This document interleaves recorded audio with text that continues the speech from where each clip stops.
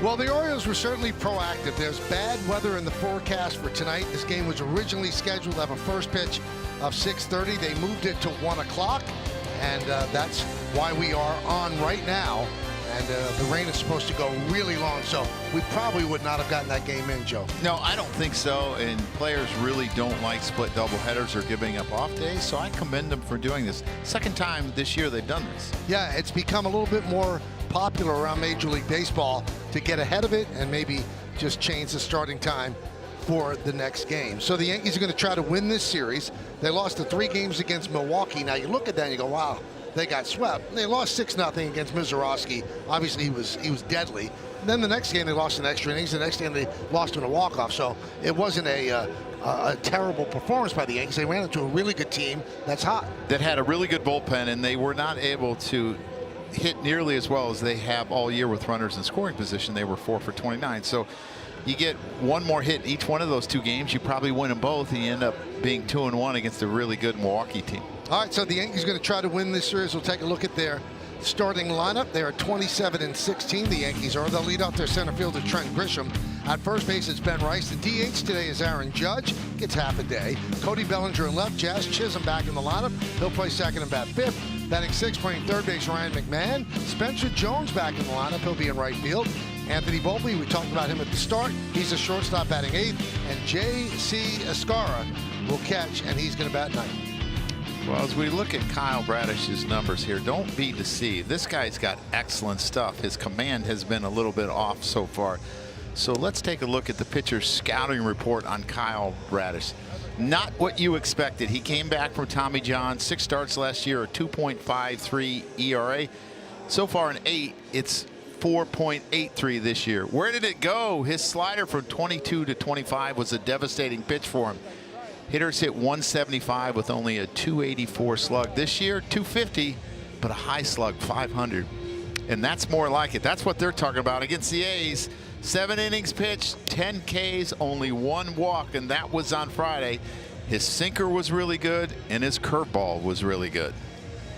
The defense behind Bradish. You've got Ward in left, Tavares in center, and O'Neill over in right. Infield will go third to first. Wilson, Henderson, Alexander, and Pete Alonso at first. Adley Rutschman starting day game after night game. That's a little odd, but he'll be behind the plate again, catching Bradish and Kobe Mayo, who hit the big home run in game 1 to give them a 3-2 victory. He will be the DH. Home plate umpire is Edwin Moscoso. He's considered neutral. He's had 36 pitches challenged. 16 have been overturned. That's pretty good. More high strikes, fewer outside strikes. And Edwin in his 7th big league season. The rest of the umpiring crew, the crew chief Chris Guccione at first, Nick Lentz at second, and Hunter Wendelstedt is over at third. Mentioned the Yankees are 27-16. The Orioles are 19-24. The injuries continue to pile up for the Orioles. So Dylan Beavers, before the game, was put on the IL with a right oblique problem, taking BP yesterday, and he pulled it. And that sometimes takes a long time to get over. So they called up Maverick Hanley, another catcher on their roster, and they've lost a lot of pitching. They've lost a lot of people to injury. And that tells me maybe Basayo's not available to catch, because usually he would catch the day game after night game. Yep. They are off tomorrow, and that might be why Adley's playing, but it makes you wonder if he's available as a catcher. And Adley Rutschman has been throwing out base runners with regularity in this series. Grisham's ready. Bradish is ready. And let's do it here in Baltimore. First pitch, low and inside, 1-0. How do you not tap your head on that one? I don't know if that's the right time to use your... I think it's clearly a strike. I think he's setting up a way, but I don't know. I thought it was a strike. Adley doesn't do it a lot. 1-1. 4-pitch mix: slider, sinker, curveball, 4-seam. His 4-seam has a little cut. His sinker is really, really good. He'll front hip the left-handed hitters. He'll throw it into right-handers, and it sets up his breaking stuff.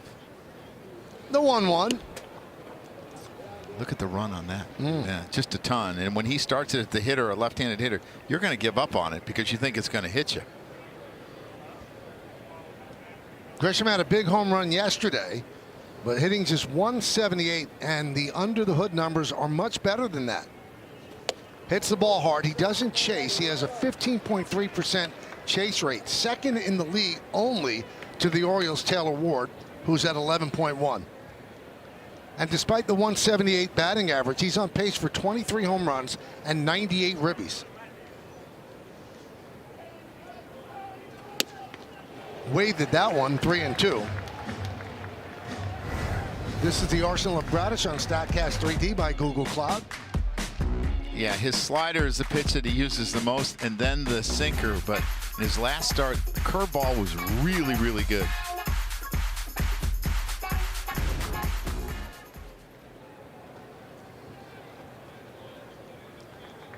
The count full. And the 3-2. Fouled away. You know, I think this year started, they thought probably they had a really good big three in Trevor Rogers, Kyle Bradish, and Zach Eflin. Zach Eflin, Tommy John, so they won't have him. Bradish has gotten off to a slow start. Rogers has struggled the last 4 starts.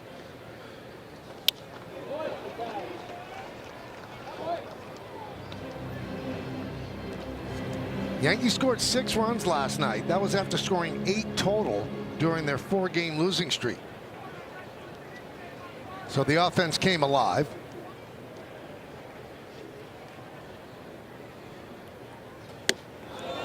And he works a walk.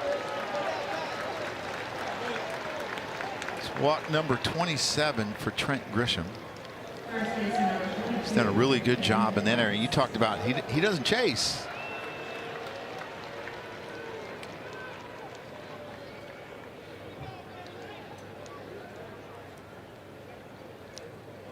So here's Ben Rice. He's 3 for 8 in the series.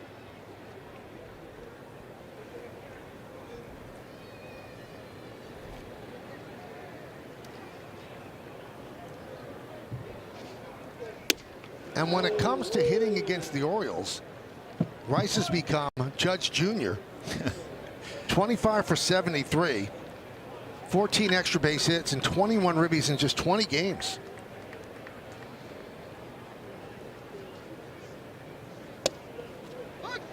Dropped a curveball in for a strike. Yeah, so far he hasn't had very good command of his fastball. So I like that. You know, throw something else. Don't keep trying to pound the fastball.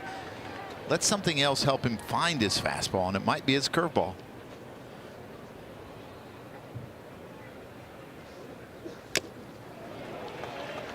One and two.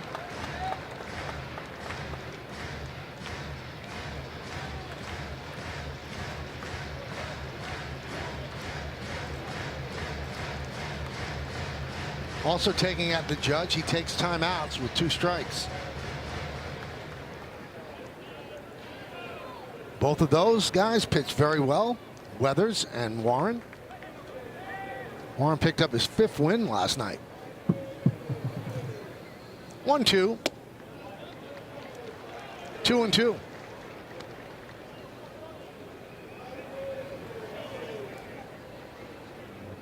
Bradish's ERA last year at 2.53 comes in today at 4.83. 8 starts against the Yankees, 3.92. Swing and a miss, got him. Curveball. Rice down, swinging. Yeah, he'll tunnel the 4-seamer and the curveball, and he'll also tunnel the sinker and the slider. His revolutions is much greater. His, you know, per minute on his curveball, it's like 200 faster than most pitchers. So he's got really good break on that curveball. Here's Judge. Aaron is 3 for 7 in the first 2 games. 53 home runs lifetime against the Orioles. And 27 in 65 games here at Oriole Park.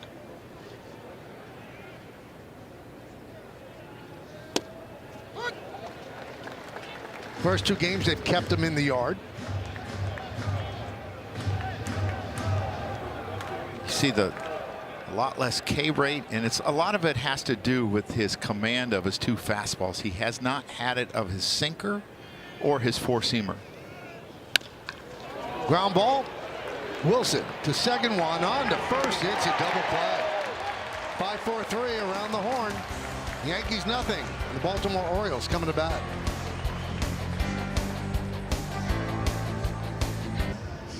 Back here at Oriole Park here in Baltimore. Yankees do not score on the top of the first. Now we'll take a look at the Orioles starting lineup that's going to face Max Fried. Taylor Ward will lead off and play left, then Gunnar Henderson at short. Adley Rutschman catches. He has pretty good numbers against left-handed pitching, as you can see. Then Pete Alonso cleans up. Tyler O'Neill's in right. Leody Taveras in center. Bottom third of the order, the DH Kobe Mayo. Weston Wilson at third, and Blaze Alexander gets the start at second. He'll bat ninth. Well, the so-consistent Max Fried. He's made 9 starts. You see the low earned run average, the amount of innings. But let's take a look at Max's scouting report. Last 2 games, he's lost the zone a little bit with his fastball. He hasn't quite had the command we're used to seeing from him. Competing teammates, it's a great thing to have competition from within. He's second in the AL, batting average against slug and OPS. The only guy better is Cam. Low traffic, low flight, .95 whip and .15 homers per 9 innings. That leads baseball. Ward fouls it back. You know, you mentioned the innings pitched, 58.2, and that's the most of any pitcher in baseball.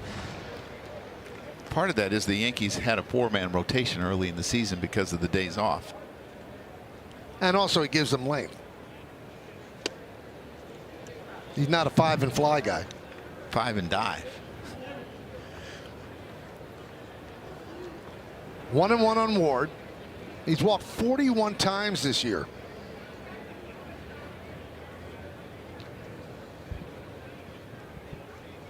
Now, the Oriole record for walks in a season, you have to go back to 1975. And someone we love, Ken Singleton, he walked 118 times. So Ward is obviously on pace to break that. Yeah, to go way by it. I mean, he's on pace to walk about 160 times. 3-1. And the Yankees will challenge.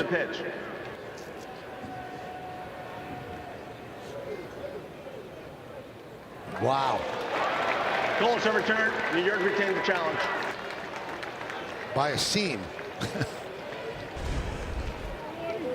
Yeah, you see this changeup. It almost looked like it was up and away, and I think it's because it's where he's setting a little bit. Line drive, it's a base hit. Ward goes the other way, opposite field single to start it off. Check out the Yankee defense behind Fried, Bellinger, Grisham, and Jones left to right in the outfield.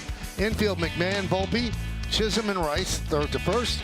J.C. Escarra is behind the plate. Day game after night game, so Wells has a day off and Aaron Judge is a DH. And there's Anthony Volpe. He got to the ballpark yesterday about 6:25. Got into the dugout in about the second inning. Max Schumann started at short. But he's back in the lineup, and Boone said that while Caballero is hurt and Anthony is up here, he's going to be playing shortstop. Yeah, I think he's got to play every day. I mean, he's been your everyday shortstop for the last 3 years. Had the shoulder injury, surgery in the offseason, rehabbed it. Caballero was playing so well, he's kept the job. And a strike.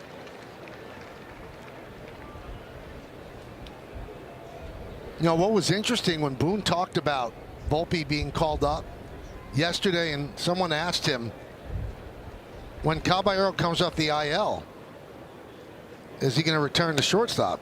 And Boone said yes, he's earned it. Yeah, so that's got to be stinging to Anthony, though. Well, yeah, I mean, you want to feel like you have a chance to take your job back. Mm-hmm. You know, if all of a sudden in 10 days he hits 500 with 3 or 4 home runs and is really productive, plays great defense, there might be some discussion how we keep him in the lineup. You're absolutely right, because the initial plan was not to keep Caballero as the shortstop, but he earned his way. And Caballero said 10 days, that's the max I'm taking. He didn't want to go on the IL. And you never, you know, you always say you never lose your job because you're hurt. And I understand that, but you can open some eyes for sure. So when someone says that to me, I said, have you met Drew Bledsoe? You can lose your job because of injury. Yeah, it does happen when someone comes in and plays so well. And that's what I love about this game. there's usually more than one chance to prove yourself. 3-2. Up the middle. Volpe steps on the bag. One on the first double play. And guys, and speaking to Caballero after the game yesterday, he said he's going to continue to go through the work that they allow him to do. He was out on the infield earlier taking some grounders. They don't want him to throw to first base yet. They do not want him to get in the cage. They want to give it a couple of days. But in his mind, there is no doubt that he is going to be back here in the 10 days. And also, as you mentioned, Michael, he wanted no part of going on the IL to begin with, saying he's broken his fingers multiple times. It's the first time he broke that finger, but he's played through it before and believes he can. Adley Rutschman takes outside, 1-0. Yeah, smart thing. Don't let him throw because it affects that knuckle on the right hand, the middle finger. Don't let him hit, but you can still do your glove work as a fielder, and that's what he should be doing. 1-1. In his career, Rutschman has faced Fried 10 times. He's 0 for 10. And the Yankees have held him down this year. He had a really tough 4-game set in New York at the beginning of the month. He's 1 for 8 in the first 2 games here. And it's strange, Joe, because when he first burst upon the scene, 22 and 23, hit 361 those 2 years against the Yanks. But starting in 24 through this year, he's hitting 184. I had a coach, Renee Latchman, who would always say overexposure is dangerous. When you face the team, now it's 13, but it used to be 19 times, they're going to figure you out. Sometimes you're just going to be in a cold streak. You look at last year, you know, he had a down year. He only played in about 90 games. He pulled each oblique. He hurt each oblique. Those are tough to recover from.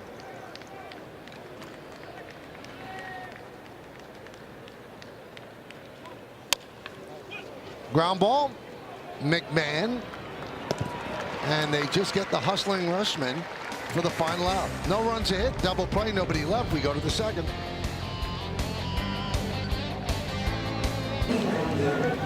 So this kid had one ask, Mr. Bellinger, can we have a catch? Well, Mr. Bellinger said, sure we can. Now the kid did not fulfill his end of it as he dropped the ball, but he got himself a souvenir. And Bellinger made a forever fan. Did he drop the ball or did he go down to pick up the sign? I think we'd have to slow it down. Ground ball, second base. Bellinger, 1 pitch, 1 out. Let's see. We'll slow it down. Oh, that's a catch. Yeah, it is. Good for him. He did pick up the sign. And a nice gesture by Cody Bellinger. Presented it well to the umpire, yep. So he knew he caught it. And that would have been you. And they would have had a challenge. Here's Jazz Chisholm. 1-0. Last 7 games for Jazz, 3 for 24, an OPS of 327.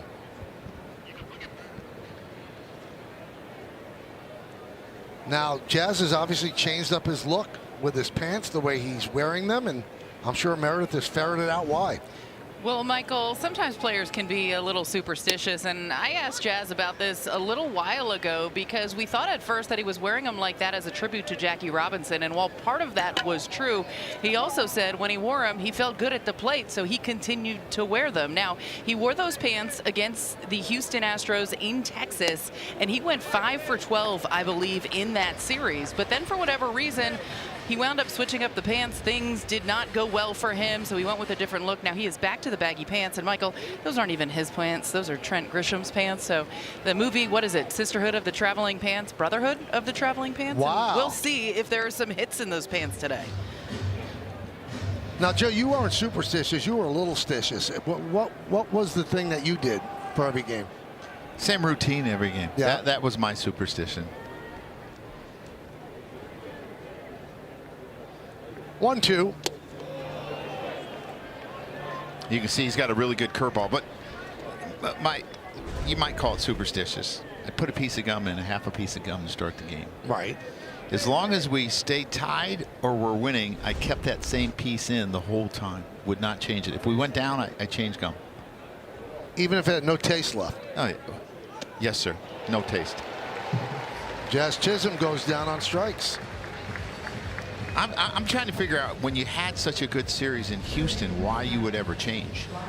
He's got a really good curveball today. I talked about the 200+ RPMs of most people's curve. I mean, it's top in the league, and it's really working today.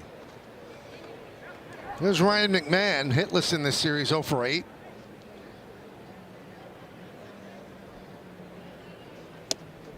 And a strike.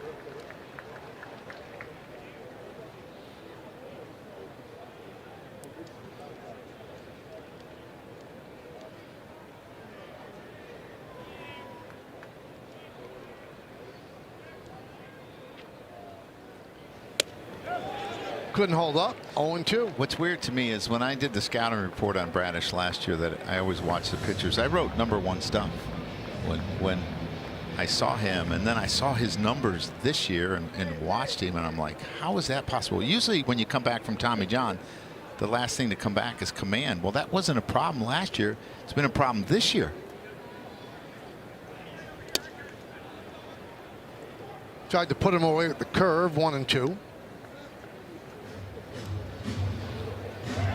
See the numbers on him. 2023, he had a great year, and then he ended up hurting his arm in June of 24. Came back last year and was brilliant. Something happened to him there, Michael. I don't know if his spike stuck. He's kind of walking it off a little bit. Boy, my antenna always would go up as a manager when you see him do something different. Yeah, a little hop. Something in the left knee, maybe? Swing and a miss. Strong inning for Bradish. He struck out 3 Yankees in 2.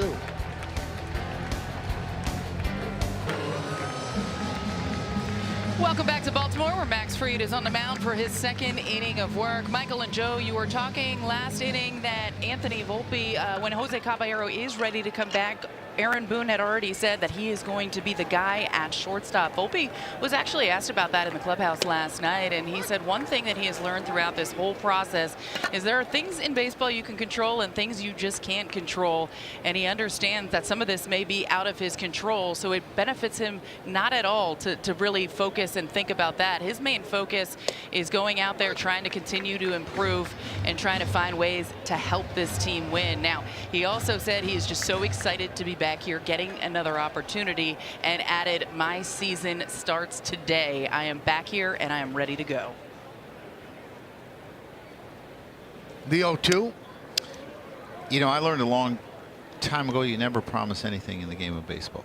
You never say, well, you're going to be my 5th starter, or, you know, he's going to be this or he's going to be that. It's opportunity that knocks, and you got to open the door and play really well, and then Base hit for Alonso. you put thoughts in a manager's head and an organization's head.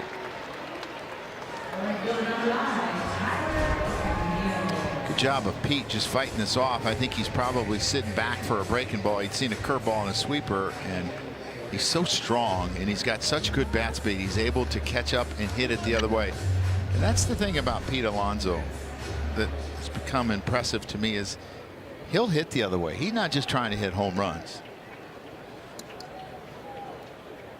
Held at first by Rice.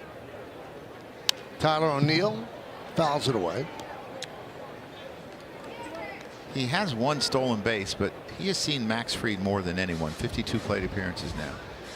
He's also aware of that pickoff move, Michael. He's got about a 5-foot lead. And he can still pick you off. Yes. Oh, you're getting a little more.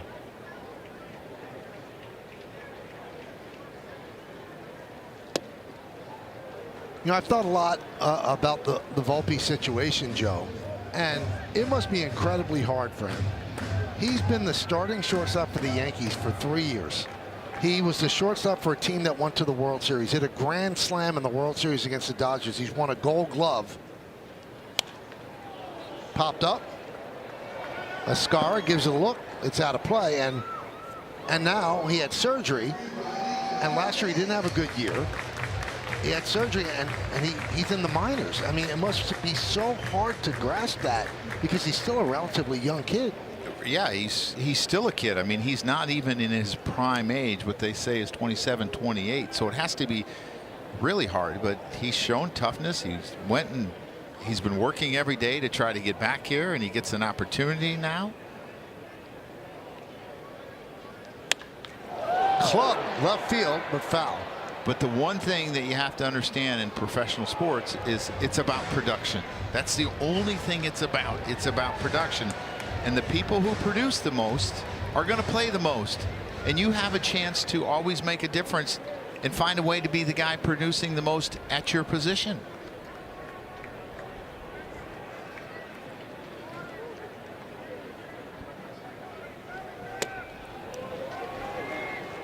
You know, a lot of people have said that this year the Yankees are acting with a quick decisiveness, and some would say ruthlessness. And Brian Cashman kind of debunked that when he was interviewed by the Athletics' Chris Kirchner, because he said, we've always been like this. He said, now we have a lot of depth that's going to be challenged.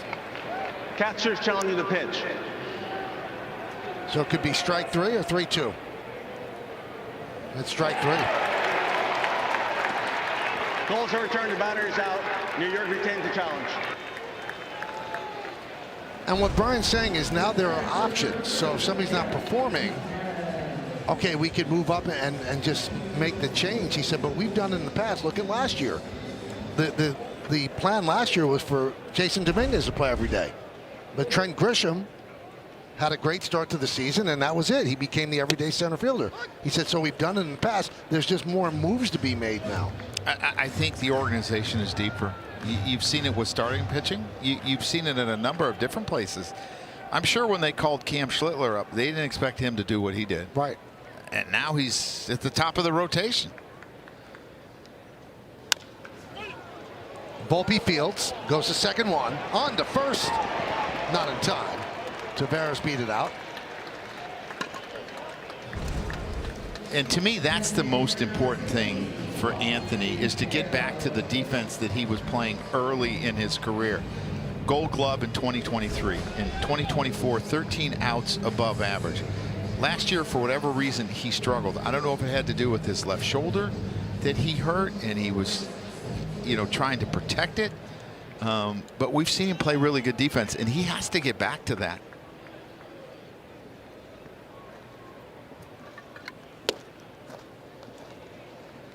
1-0 on Kobe Mayo.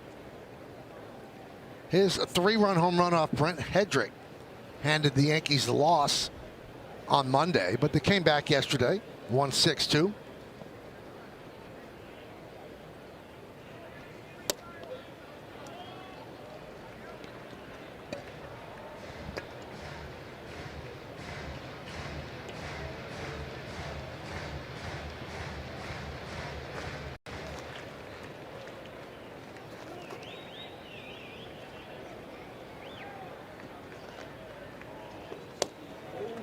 Big cut, 2-1. Really good sinker there. Just swung over the top of it, 2-0. I mean, it's when you can do these type of things, you can go deep in games and not give up big hits, home runs. When you got that downward movement, 2-0 count, looking for a four-seamer that's straight, and it's got that late movement. He swings over the top of it.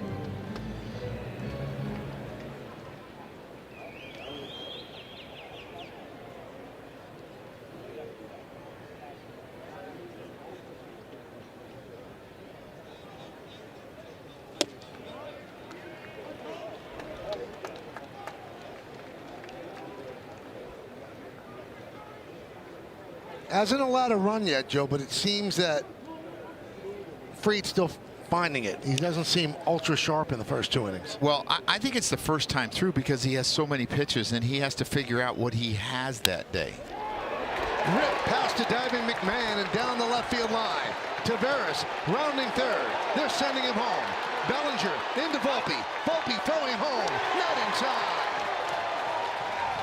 Tavares scores. It's an RBI double for Mayo.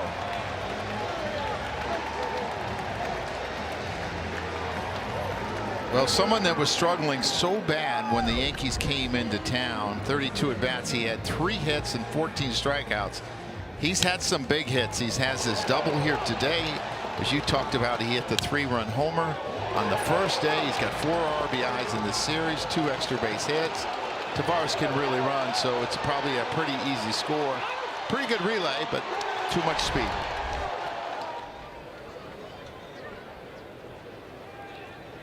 There's Weston Wilson. Yeah, you take a look at the relay. Cody does a real good job of picking up barehanded and throwing. A nice pick by Volpe, a one hopper, but just too much speed.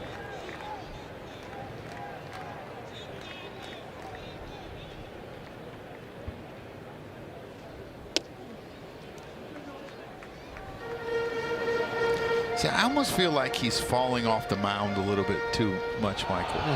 You're seeing him go towards third base.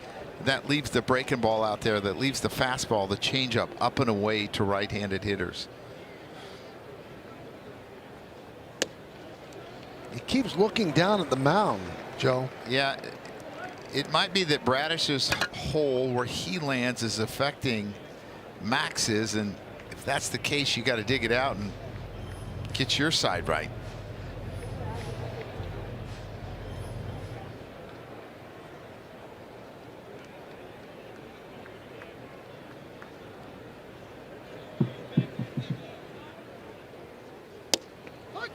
There's a strike on 3-0.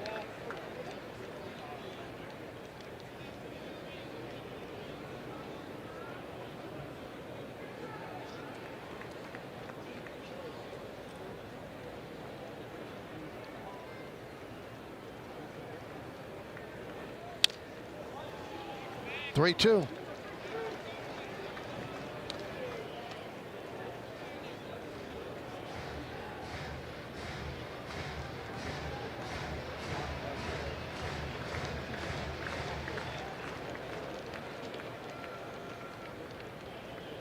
In his career, especially the last 2 years, Wilson's had a lot of success off of left-handers' fastballs. 400 and 270. Changeups, not so much. 077 and 0 for 2 this year. See if he throws him one.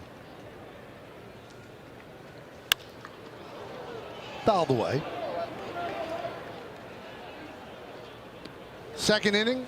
Orioles lead 1-0. We mentioned it was overcast. The Orioles have the lights on here at the ballpark.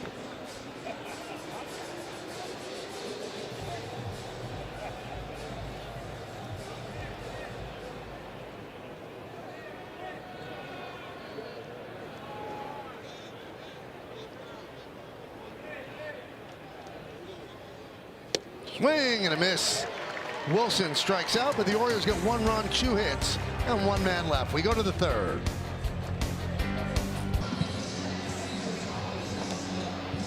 Welcome back. Spencer Jones will lead things off here for the Yankees. Jones made his major league debut Friday night in Milwaukee, recorded his first hit in that series finale, and really getting the opportunity here at the big league level after Jason Dominguez went down with an injury on Thursday, this last Thursday at the stadium, making an unbelievable catch in the first inning, but hitting the wall so hard he wound up going on the IL, separating his AC joint, or spraining his AC joint, I should say. Aaron Boone said today that he had a PRP injection the other day, so he'll be down for a couple days. They're hoping that expedites the healing for Jason Dominguez as Spencer Jones tries to get things going offensively in his big league career.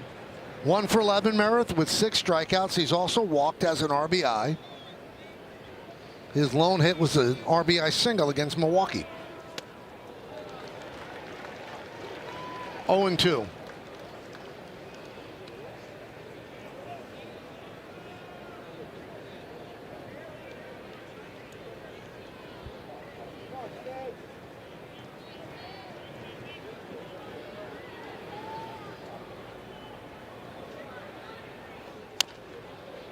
Grounded foul.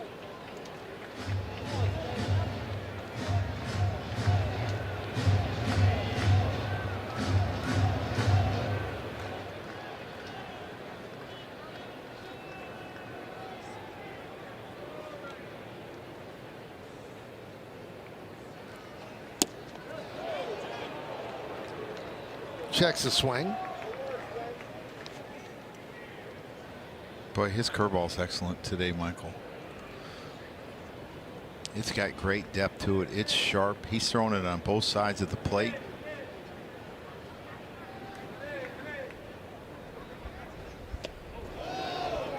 Checks again.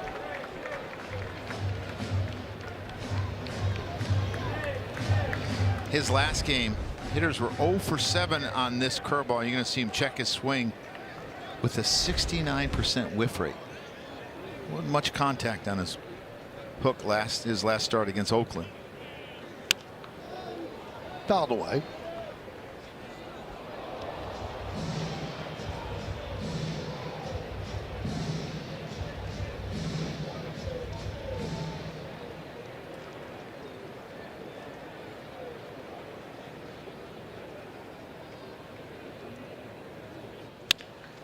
Grounded to first.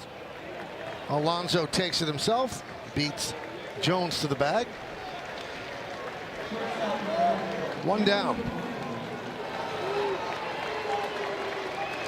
And that'll bring up Volpe. I think the key for Anthony for his at-bats are his front hip. Not letting that front hip vacate too quickly.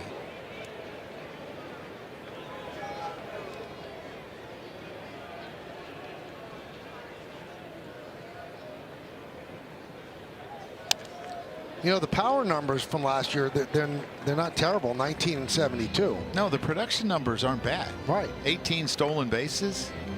Looks like he already broke a bat. He hit that slider off the end. But when you look at his WAR from last year, Joe, 1.6. Caballero's WAR right now today is 1.7. Well, I think his defense took his WAR down too. Right. When you look at it, he was something like -8 outs above average. He had 19 errors. So I think that hurt him.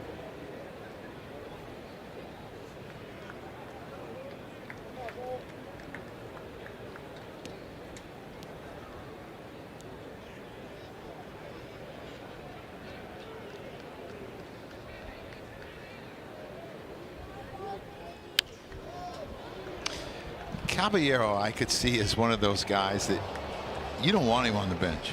He's got so much energy that he's going to drive you nuts as a manager on the bench. You got to get him out there. It's like having that little kid that has a ton of energy. You got to wear him out. It's a good thing, though, that energy. High pop-up, shallow center. Tavares will make the play. Out number 2.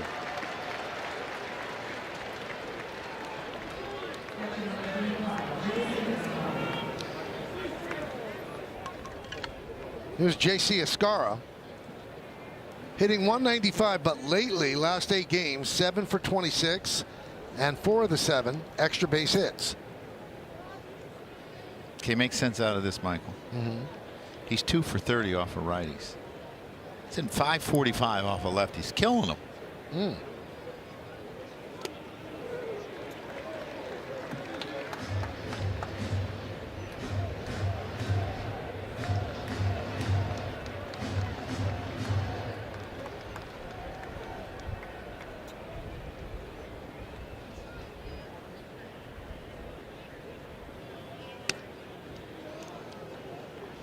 So the bulk of the catching time goes to Wells, and Boone said yesterday there's more there offensively, and they want to find it with Wells. But Wells has 5 ribbies, and Escara has 6 ribbies.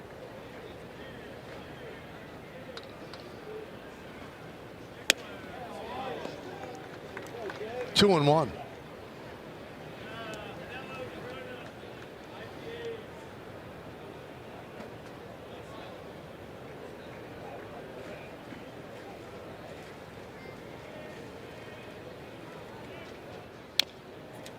move. 2-2 here with 2 outs in the third. Orioles lead 1-0. Kobe Mayo double, driving home Tavares from first.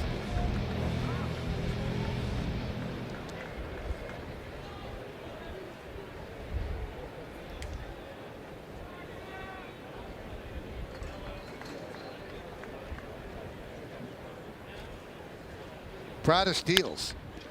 Off of Bradish, caroms out toward the second baseman Alexander. Throw to first, got him. ticketed up for middle, but it's slowed down by Bradish, kicked it to Alexander, who made the play.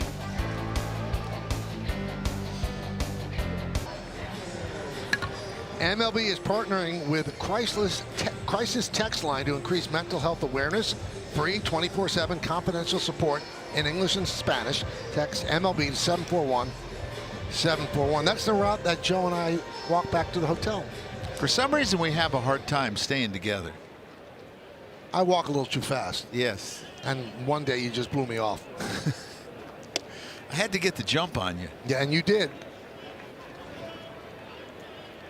I haven't seen speed out of you like that since that World Series triple. 1-0, bunted down the third base line. Barehanded by Fried, fires to first. He gets past Rice, and that'll allow Alexander to go to second. Fried's a great fielder, but probably the prudent choice was to hold on to that ball. Yeah, just an outstanding bunt. He was out here the first day of the series practicing that exact thing. They had about 4 or 5 guys out practicing bunting. Good pitch to bunt on, up, easy to handle. And it's into the runner, so it makes it tough on Ben Rice. I mean, he made this play a lot closer. Most guys can't even make it that close, so they don't even attempt it. The fact that he's such a good fielder actually led to the error. Runner at second. So a bunt, single, and an E1. And the pitch to Ward is outside. He singled to right in the first. Orioles have 4 hits against Fried. We're in the third. Yankees have not had a hit against Bradish.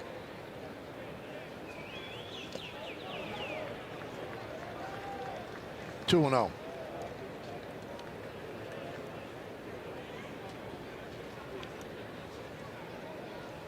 That big hole between first and second scares me a little bit here, Michael. And I know you have to hold on Alexander, but just his ability to hit the ball the other way this year, because he's waiting so much and he's walking so much, he's letting the ball get so much deep. It makes me nervous.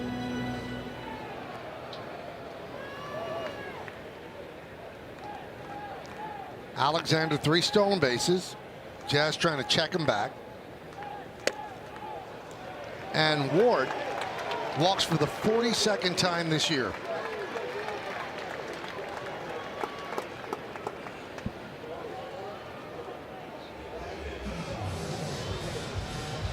And Ascar goes out and talks with his left-hander.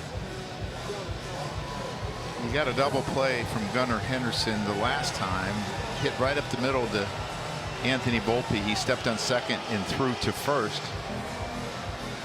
Gunnar, when he's going well against lefties, he's really trying to go the other way. So Yankees need to guard against that.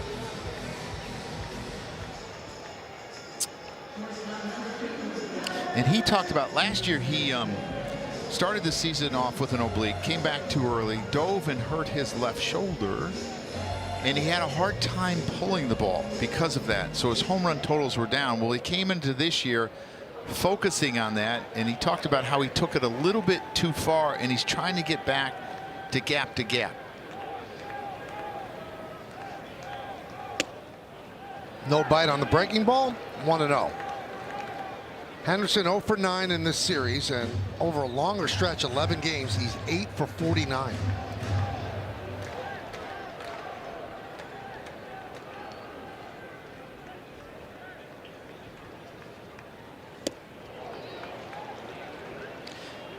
And that makes me think about Ward, who hit 36 home runs but has went to the walk game this year. If Henderson was doing really well, we wouldn't probably be talking about, is he doing what he should be doing for Ward? Should he be trying to hit the ball out of the ballpark? But with Henderson struggling. Pick off at second, diving back Alexander. You're not having the production that he had last year, and he's not being driven in a ton.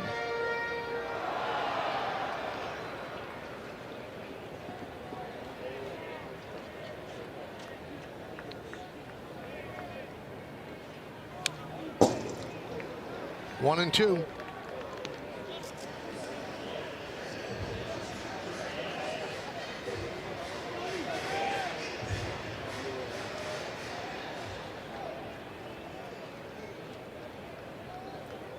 Henderson has showed that he will chase that breaking ball below the zone and off the plate.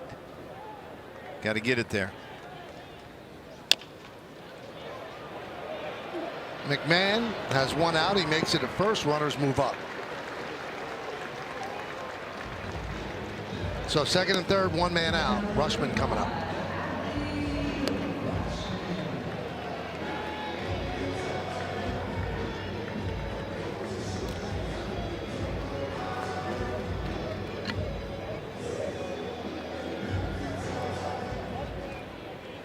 Yankees will play the infield back. They'll give up a run on a ground ball. They're in at the corners, though.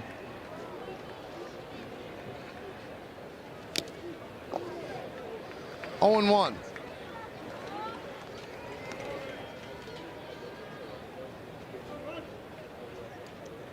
Rushman 1 for 9 in this series and 0 for 11 against Fried.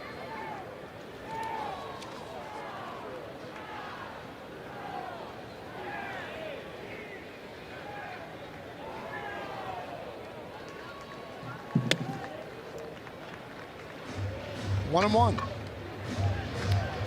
It's just the fact that his upper body's not connected to his lower body. His lower half is way too quick. Rutschman, a guy that doesn't strike out a ton, so this is tough at bat. Hits lefties better than righties. Good pitch, but he held up. Fried dialed it up to 97.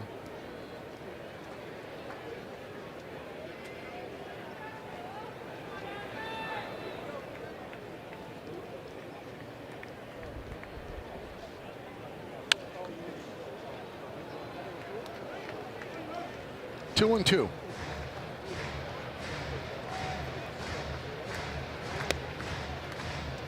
Pete Alonso on deck, single in the second inning. Rushman grounded to third in the first.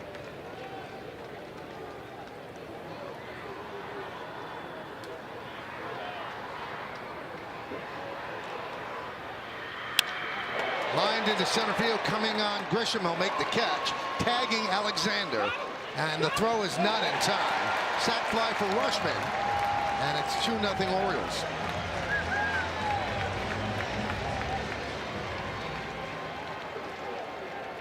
Trent did a really good job of getting this ball in the air really quickly, but that's where speed is so important. Alexander can really run, and you just don't have a chance. And there aren't a lot of assists to be had for center fielders anyway. Good job by Rutschman, staying through the middle. Sac fly.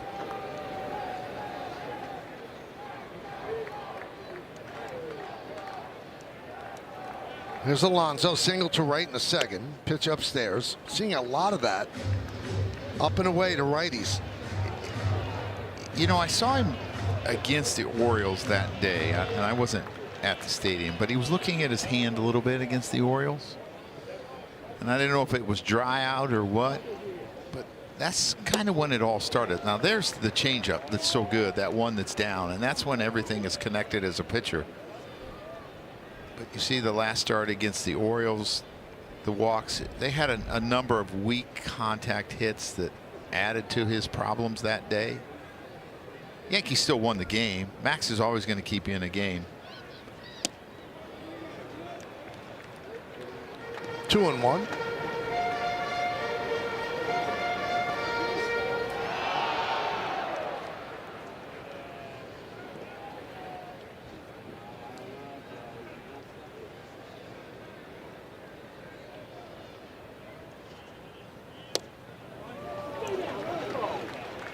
Three and 1 on Pete.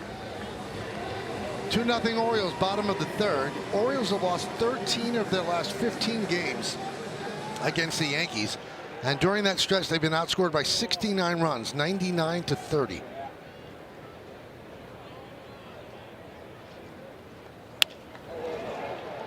Fights it off the other way, and a nice catch. They had lost 9 in a row before Monday. Did he make the catch, Michael? The ball girl did.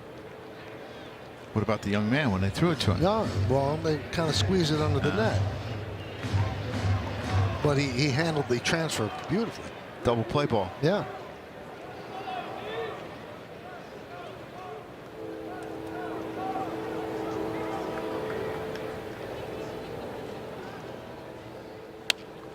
Ground ball, past it, diving Rice, and down the right field line. Scoring easily is Ward. Alonso's going for 2. Now he's hung up. Volpe runs him back to first. Now Rice's turn, and he tags him out. So it's an RBI single for Alonso. And it is 3-0 Orioles. Hey, it's time for Pinstripe Pride, brought to you by Toyota, the official hybrid vehicles of the Yankees. Today's picture is of Haley, Chloe, Lauren, and Julia, who are singing New York, New York after a Yankees win last homestand. Use the hashtag Toyota Pinstripe Pride and post your picture to social media to reflect your love for the Yankees, and we might spotlight you in a future game like Haley, Chloe, Lauren, and Julia.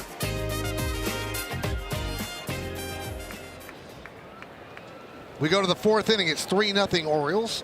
Yankees have yet to get a hit against Bradish. The only base runner, Trent Grisham, opened up the game with a walk.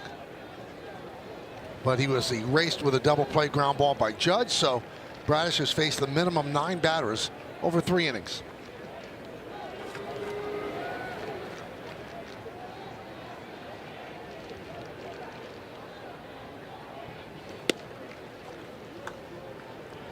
(2-0) on Grisham.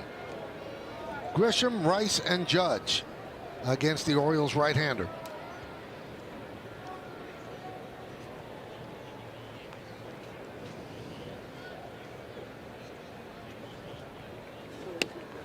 Well, when Fried left the mound, they kind of followed him into the tunnel. And we look up now, and Paul Blackburn is warming up for the Yankees.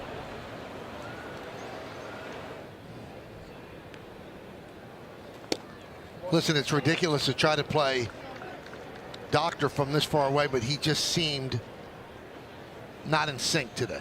No, and for an inning he was not in sync in Milwaukee, and then he kind of found it and pitched really well. I just wonder if there's something going on with his finger, because when he struggled last year, he had the blister. Yep. And you don't necessarily have to have a blister. You can have what they call a hot spot, and it just doesn't feel good, or could be something with your nail on the side that's bothering you. It makes me wonder. Can is full on Grisham.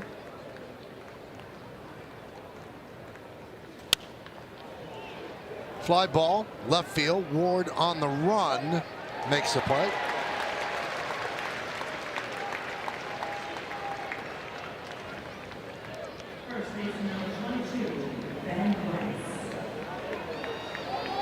That'll bring up Rice, who struck out in the 1st inning. He's one of the few Yankees that has really good numbers against Bradish. 4 for 8 coming into today. The Yankees as a team only hit .208 off of Bradish. Grounded, foul. Take a look at the bullpen budget for the Yankees. So last night they used Bednar, Cruz, Bird, and Hill. I think they'd want to stay from Cruz and Hill. They want to stay away from them because they both pitched 3 times out of the last 4 days. And Bednar only threw 8 pitches on Sunday. Sure, in a perfect world, they'd like to stay away from him. Bullpen's been used a lot, Joe. Well, there's been so many close games, and there's been a lot of moves made, and an extra inning game. This is the 9th day in a row. It happens. Tomorrow will be an off day, which is, I'm sure, will be welcomed by the Yanks.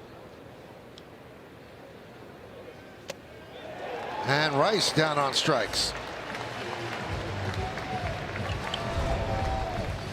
Another outstanding curveball from Bradish. It's got that 12-6 mix. You can see it just goes straight down. It starts about waist high and ends up on the ground by the time it gets to you. Here's Judge. 5-4-3 double play in the 1st.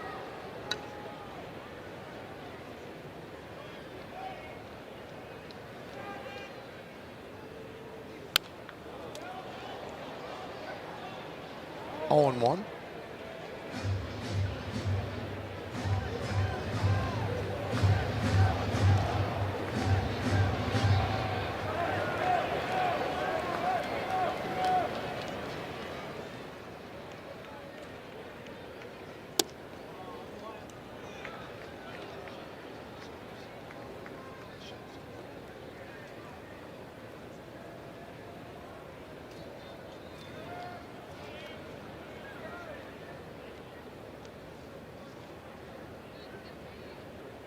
One.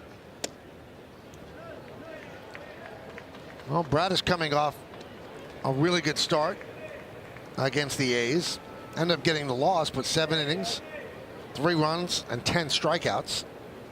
Pitching very well over the first 3 and 2 here.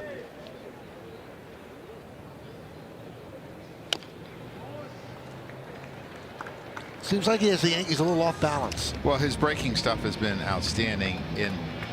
He has not thrown a lot of sinkers today, but his four-seamer, that late cut, has kept it off the barrel, and you've seen some guys just kind of foul it off, not being able to center it up. It's not been in a lot of long counts.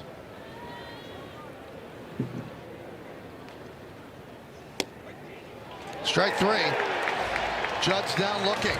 The Yankees go down in order, still hitless through 4.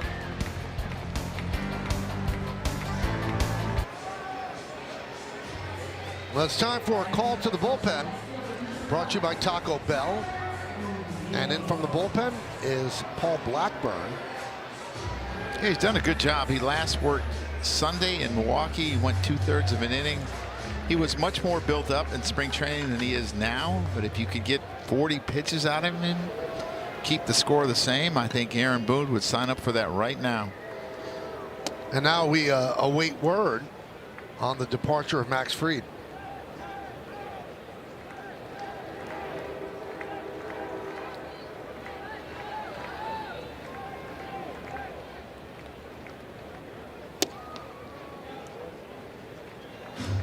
Two 2-0.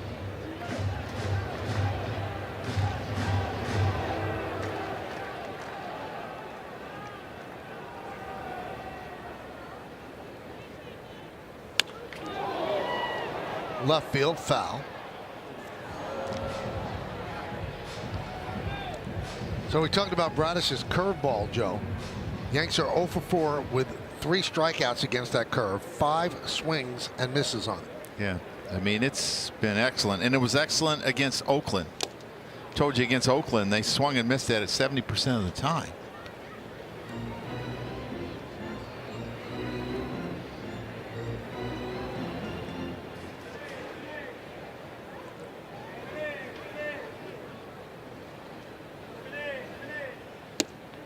A couple of years ago, they only had Charlie Morton and Blake Snell's curveball better than Bradish's.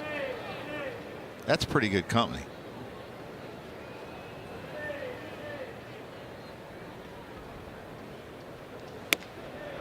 And a walk for O'Neill starting out the 4th.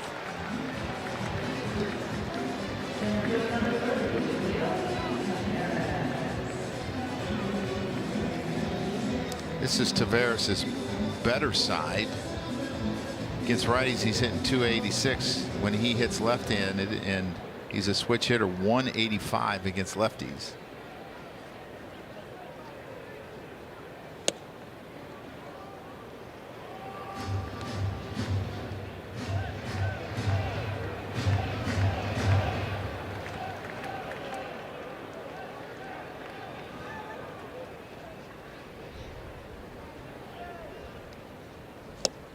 That's the amazing thing about switch hitters. Most switch hitters are naturally right-handed.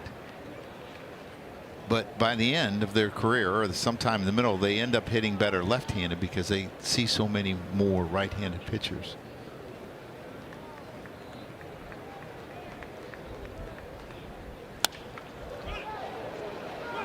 They get 1 on the first, not in time. That's what happened in the 2nd inning. He's too fast to double up. Ball has to really be stung. That was it. I mean, they do everything right. A good feed. It's perfect feed. Anthony comes across the bag, throws it, lets it go. Just, it's not hit hard enough. And that's where the soft contact gets you. There's Mayo. Same situation in the second. He doubled in. Taveras. Left field on the run. Bellinger.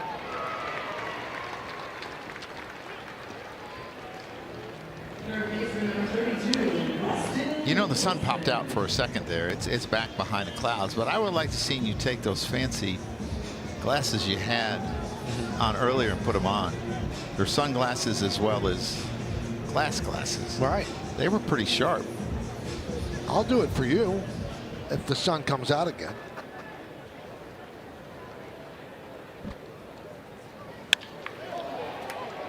And that one's lined right at Chisholm for the final out. I'll put him on right now. Let's see. Styling.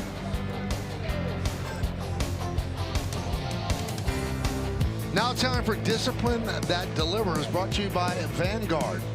Well, Kyle Bradish has been dealing. We've talked about his curveball and how effective it has been, and then he throws that sinker to Aaron Judge that basically breaks all the way across the plate for a strike three. He has been really, really good again today. He's only thrown 56 pitches through 4 innings. There's Bellinger to start the 5th. They've held Bellinger down so far in the series, 0 for 7. He grounded out to second in the second. Bellinger, Chisholm, and McMahon here in the 5th.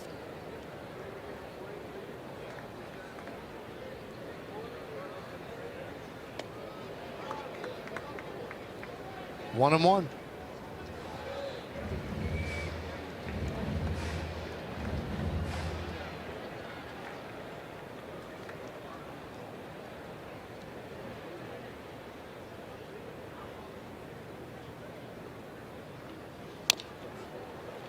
One, two on the Yankee left fielder. They really haven't squared up any balls either today. I mean, that's how good his stuff has been. The late movement. You see the late movement on that sinker there.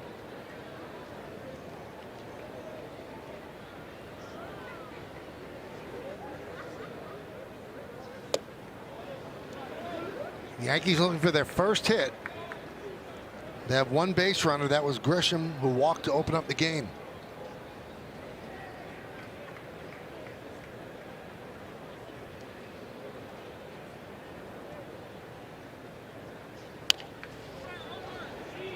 Tough hop. Alonso stays with it and flips to Bradish. One down. Yeah, I don't know if that hit like a cleat mark. That ball really came up on Pete. No panic from him. You're going to watch him. This ball really goes up and hit the lip. Makes a good feed to Bradish. You can laugh about it now.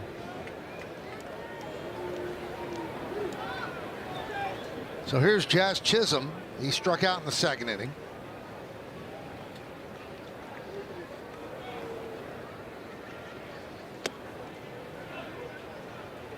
One and 0.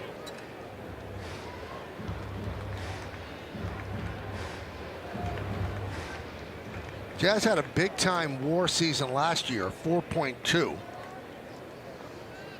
But not the case this season, minus 0.2. That was a base hit.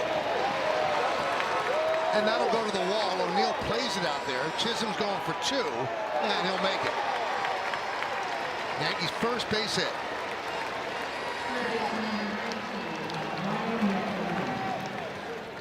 Yeah, this is the first hit they've had today, and it's the first decent swing they've had at a curveball today, and it was up, and Jazz stayed with it, stayed behind it. It gets by O'Neill. He makes a pretty good throw.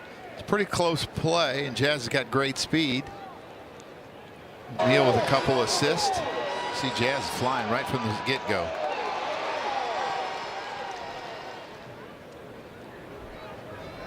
Yankees trying to get on the board. First runner in scoring position. Here is McMahon.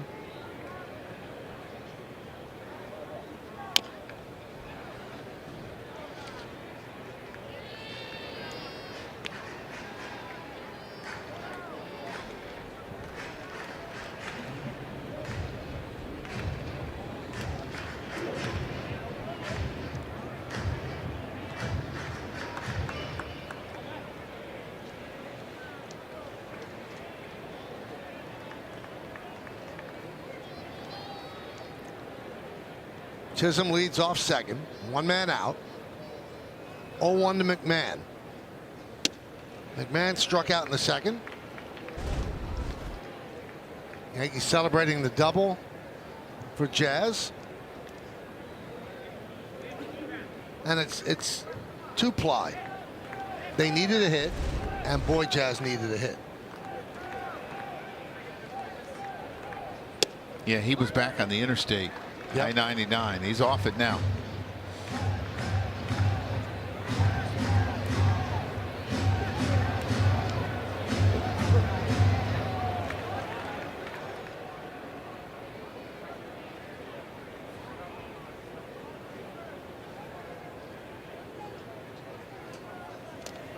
That one gets away from Rushman. And Jazz moves to third on the wild pitch. Yeah, his curveball's got so much bite and so much depth, and when it hits, it's going to go back to Adley's left shoulder, and he doesn't come up with it. It doesn't bounce as high as he thinks it's going to.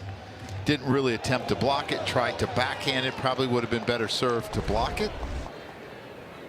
And it gets by him. Now ground ball in the middle of the infield gets a run for the Yankees.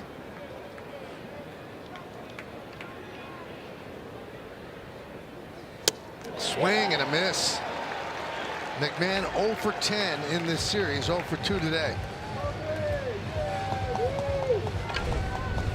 Yeah, just another outstanding curveball, and you see him give the high target. Probably where he wants him to start it, and ends up below the zone.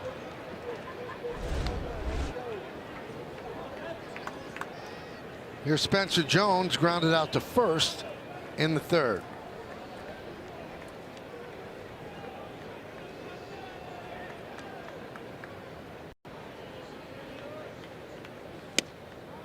And a strike.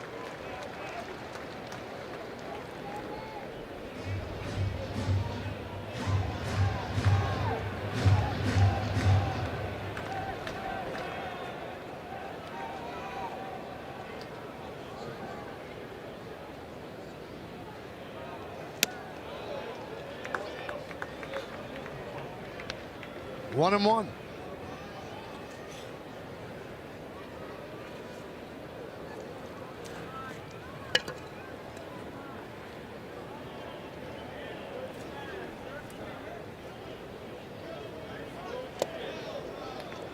It's been a real conscious effort against Spencer Jones by Bradish to go up with his four-seamer and down with his curveball. He threw him a slider, and that was the ball that he put in play his last at bat. Doesn't nearly have as much depth as the curveball, but that's kind of been the focus on him.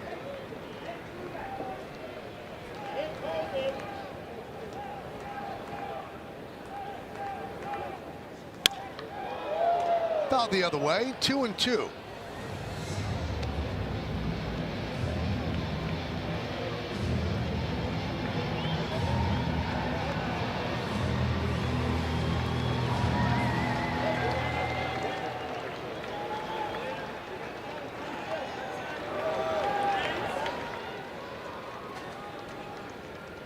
And the righty deals. Just missed. Jones has worked the count full. Now, this is a tough take because this ball is really close to being a strike. And that high fastball looks so good to hitters.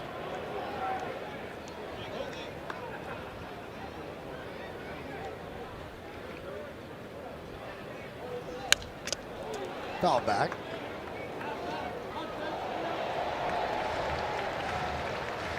So he threw him a fastball there. Do you change now, Joe, and try to go with the breaking ball?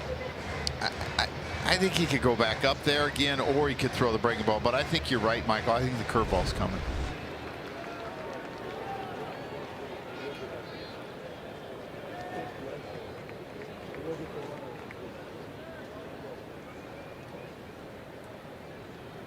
Three-two. Slider just missed. Jones took two very close pitches and worked a walk. Yeah, that's a really good at bat, and that's the ball that he hit the last time to Alonso on the 3U. He saw the slider and hit it the last time and had a good swing on it. Surprised he came back with it. So that brings up Volpe as a tying run at first base. Volpe with a fly ball to shallow center in the third. His first at bat of the year in the bigs.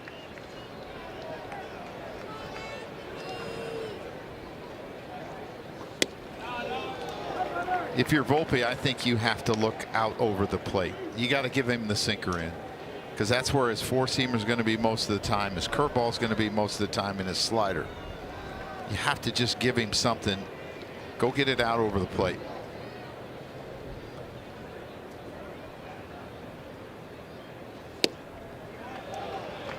2-0. First semblance of a struggle for Bradish. Runner at third, runner at first for the Yanks. 2 men out, 2-0 count on Anthony Volpe, the 8th hitter in the Yankee order.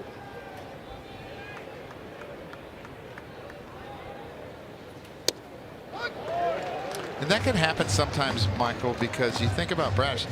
He hadn't been in the stretch since the first inning. 1 out in the 5th, he gets back in the stretch, and sometimes it's just a completely different feel, different mechanics.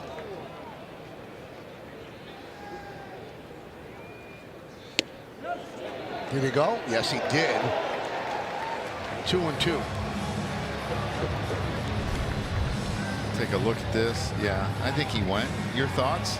Really Pretty close. Yeah. Really close. Yeah. I could have seen it gone either way. 2-2. Missed with the fastball high, so the count full. That releases Jones at first. Chisholm will stay put at third. 3-2, 2 outs. He hangs a breaking ball and hits it down the left field corner. Be 3-2. Yeah, Jones can run.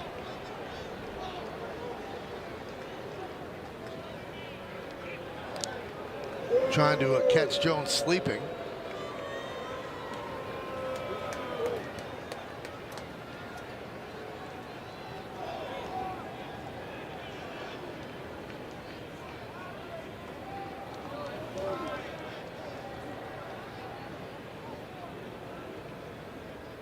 Runner goes. Spoiled it. Fouled it back to the screen.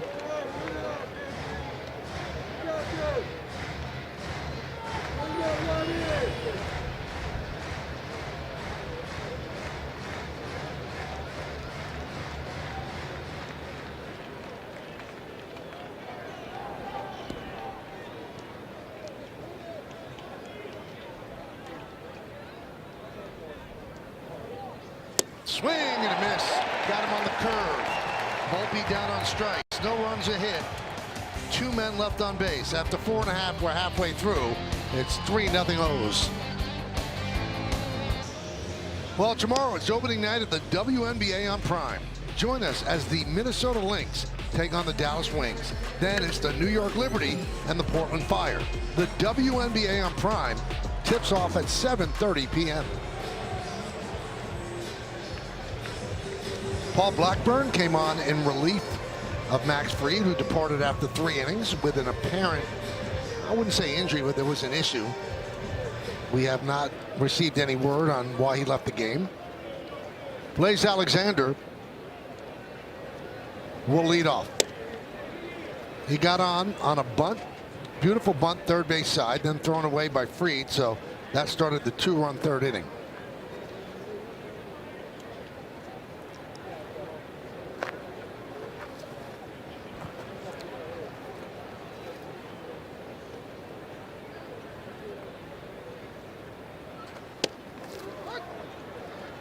Oh, 2.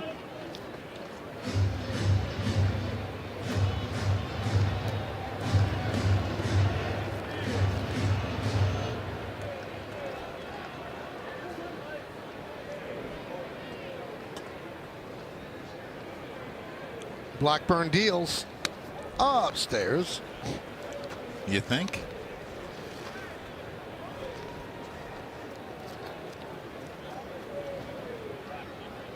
Sometimes I wonder why they do that. I know they're setting up the next pitch, but he had such a good feel for the sinker away. Up the middle and through. Oh, base hit for Alexander. He's been a pest to the Yankees. Had a good series in New York.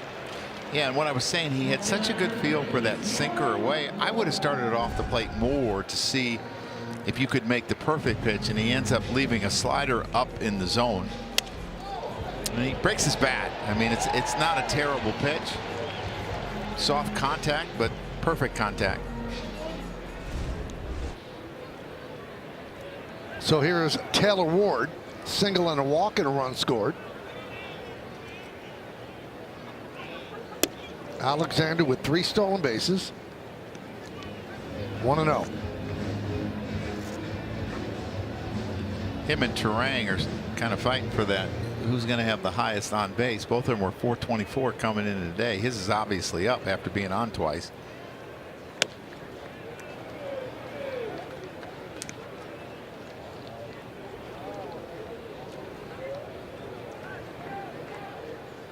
At what point in your career, Joe, did it start that pitchers constantly threw out the balls?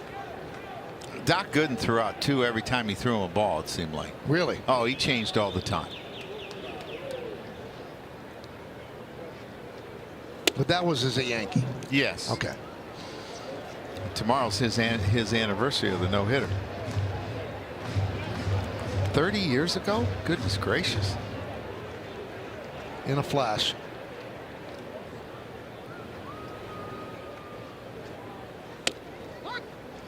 Three and one.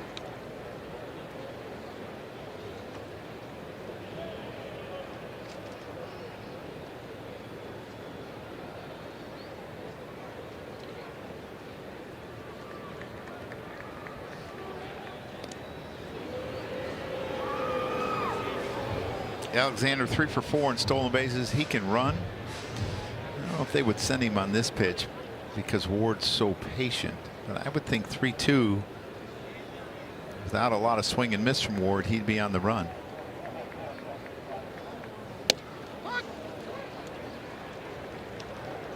Interesting strategy by Ward. Hit a lot of home runs last year. He's going to be a free agent at the end of this season. And he's being very, very patient, as we mentioned, with 42 walks, but just 1 home run.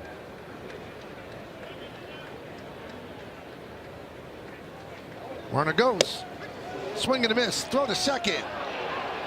Ball is dropped by Jazz, so a stolen base for Alexander. Yeah, the ball was a little short, and it arrived the same time as the runner, and it looked like the runner knocked it out of Jazz's glove. I don't know if he ever had it in there. It looks like he hurt his wrist a little bit. Good throw by Ascar for the most part. Bang bang play. Looks like he's okay. You can see he's going to hit at the same time. Yep. If he catches it, he's out.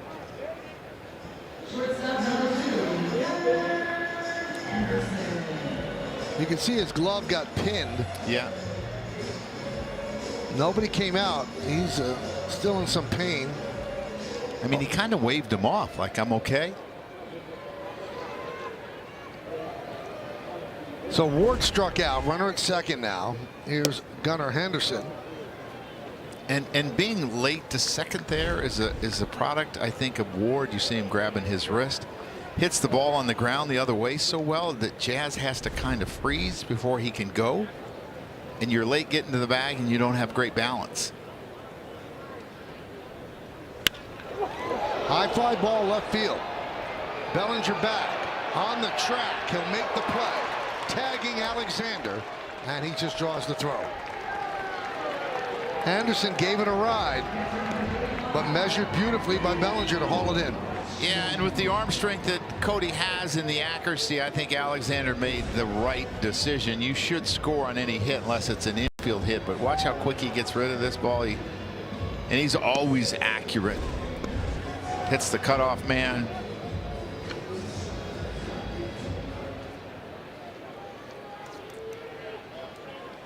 Here's Rushman. Sac fly his last time up. 0 for 1. So, Michael, they've had so many different walls here. The wall, the original left field wall, is that ball gone? Yeah. Yeah. Yep. Well, I think if you could draw a line from the 363 mark in left center to the 333 mark down the line, I think that would be the wall. And I think it's gone. Yeah, so do I.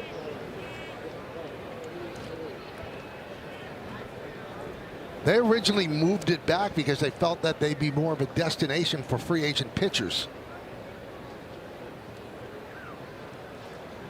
Didn't work out that way. Now they moved some of the wall in. But if you look at the drop from the foul line, Joe, and it drops back immediately to 373. Yes.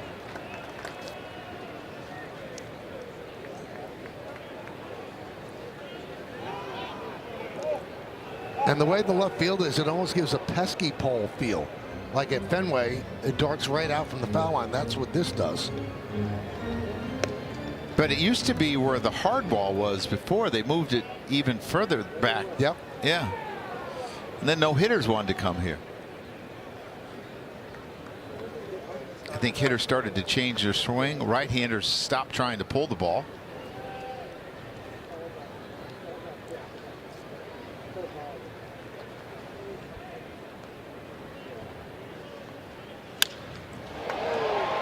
High fly ball, right center.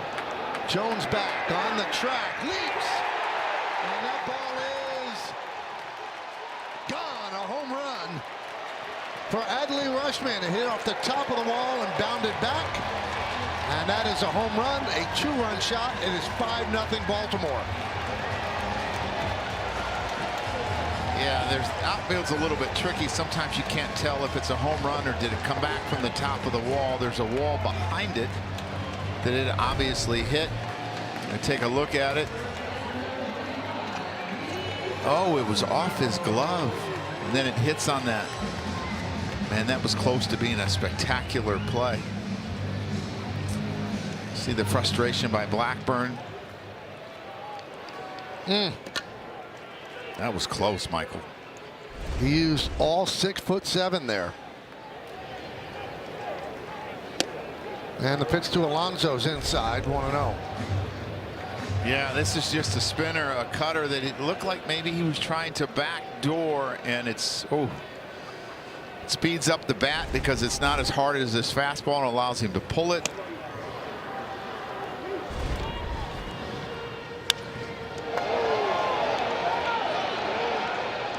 Jones maybe could have got back to the wall a little quicker if he read it better, and he might have had a better chance at it.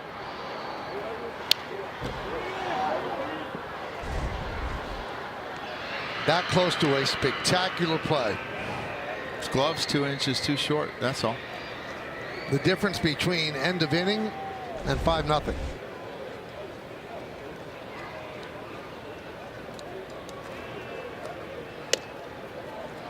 Two and two. Wow, Met fan. Yeah. And they do.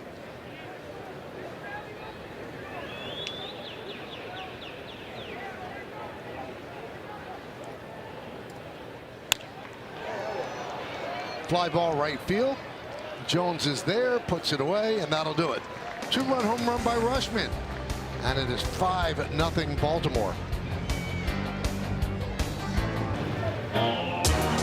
Quick trip around the majors. Cal Raleigh really struggling. Finished second in the MVP last year, and he was in an 0-for-38 slump, which he snapped. Paul Skeens flirted with a no-hitter last night. Last 2 starts, pretty much unhittable.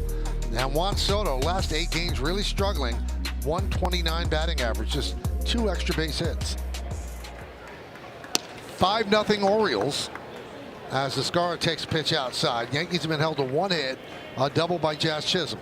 I think some of those stats we just saw there, Cal Raleigh and Juan Soto, tells you how tough it really is to hit, because these are really good hitters. It was 0 for what? 38. I mean, that's incredible. Guy who had 60 home runs last year.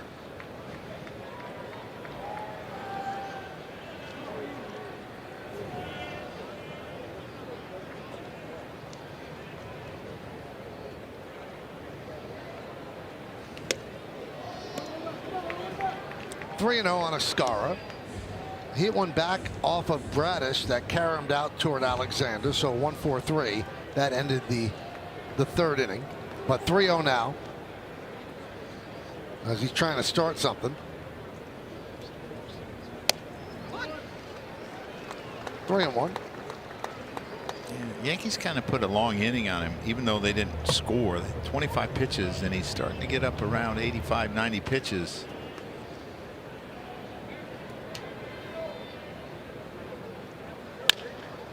Chopped over the mound. Blaze Alexander fields, fires.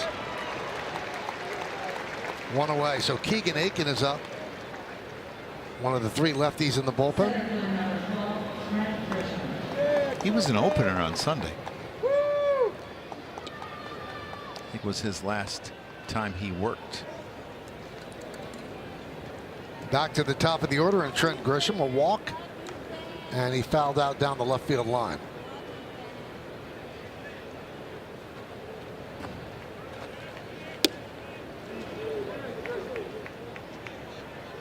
Oriole bullpen this series has been great. 8 2/3 innings, 5 hits, no runs. And they had been struggling before the Yankees came in. Ground ball, Alexander. 2 down. Yeah, their bullpen, Michael, was 19th in baseball at a 4.39, but they've been really good here so far. Ben Rice, he struck out twice against Bradish.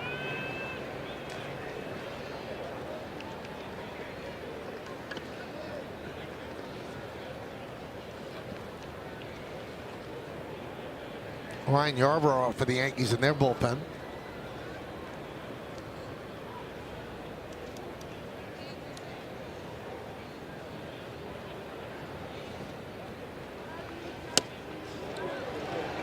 He's been getting on that curveball.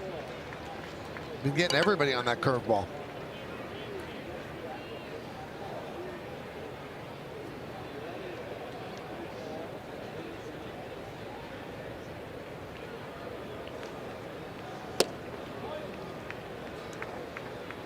Missed with the sinker, 1-1.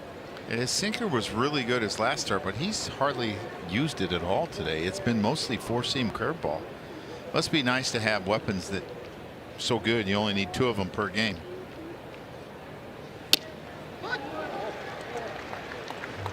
One and 2.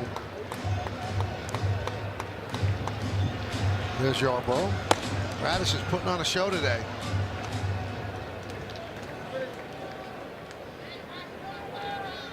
Two walks and a double. That's all he's given up in 5 2/3.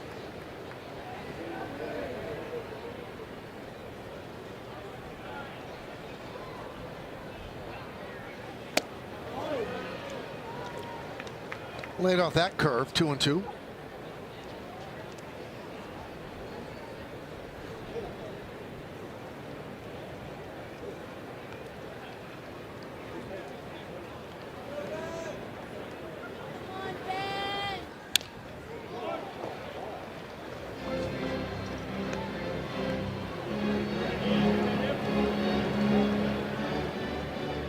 There's only been maybe 2 balls hit hard today. Yeah. Jazz hit one fairly hard. Escara's comebacker, maybe. Yeah. I mean, he has been off the barrel all day. 3-2 on Rice. 95 pitches for Bradish. As good as he's been, strikeouts chew up pitches.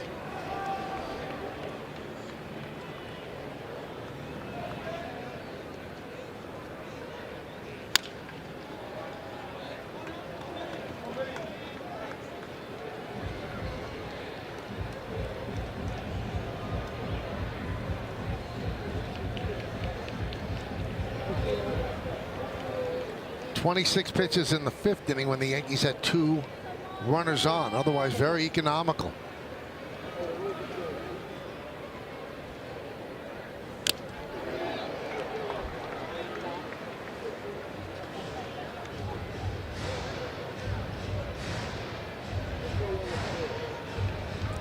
Judge on deck. 5-0 Baltimore, top of the 6th.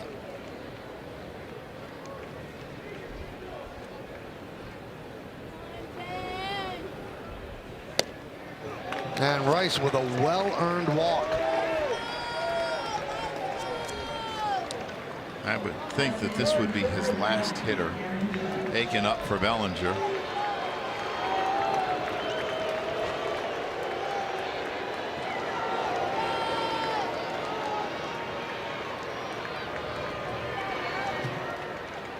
Yeah, the way the lineup is, you have 4 lefties in a row after Judge.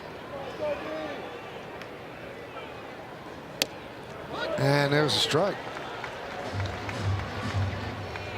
And 5 out of 6. And then 6 out of 7. And then 7 out of 8. So there's a lot of lefties in the lineup. Are there some lefties in the lineup? Oh, yeah.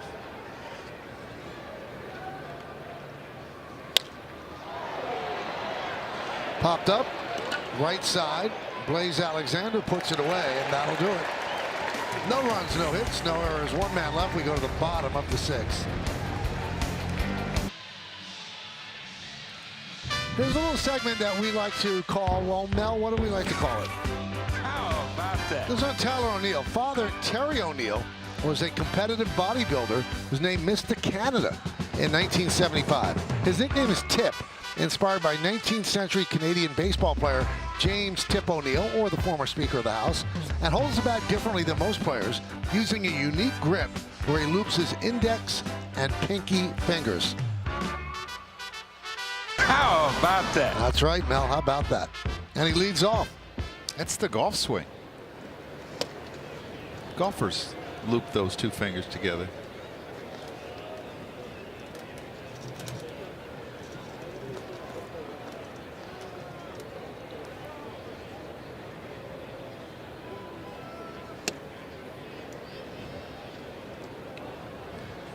Meredith, you have an update on Max Fried? Michael, the Yankees just announced that he left the game with left elbow posterior soreness. He'll be examined by Yankees team physician Dr. Christopher Ahmad and undergo imaging tomorrow in New York. So everyone will be holding their breath on Max Fried. Wow. That is not what you want to hear. Don't want to get ahead of ourselves, but that's not great news. And O'Neill works a walk against Blackburn.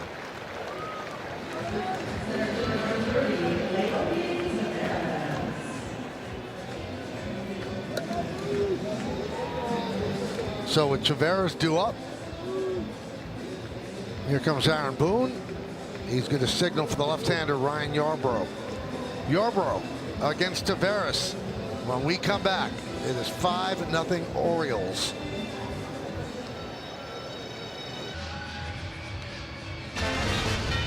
Time to name that Yankee. 55-42, a 3.45 ERA, 115 saves. So a Yankee from 74 through 76, then a long run with the Orioles, and then the Minnesota Twins.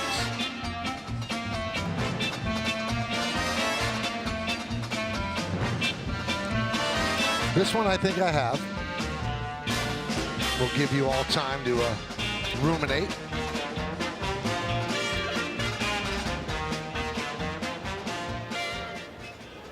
So Yarbrough on.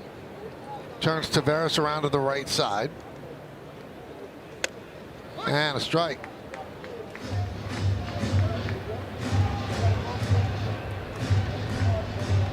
What was that word you used? Ruminate. Ruminate. Yep.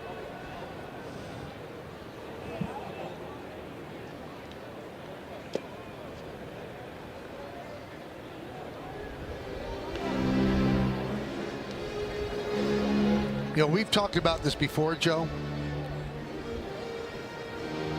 And you hope that there's nothing wrong with Max Fried. First of all, he's such a pleasure to watch. He's such a big part of what the Yankees do.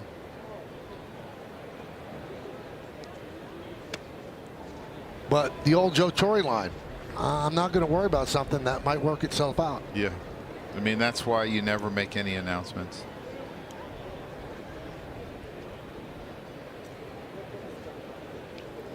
Well, we're going to hear what Aaron Boone has to say on the post-game show on the Yes Network, so definitely stick around. You don't want to speculate on anything like this. And you cross your fingers and you hope it's all right. The catcher is challenging the pitch. All right, Escar is going to challenge another one. And this time he got it wrong. Goal is confirmed. New York has 1 challenge remaining.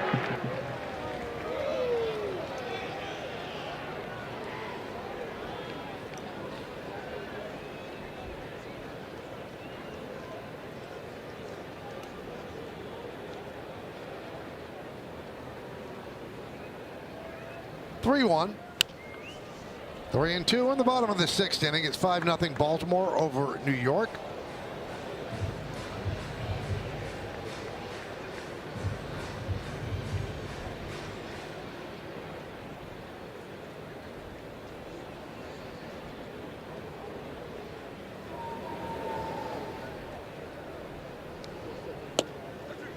Strike 3.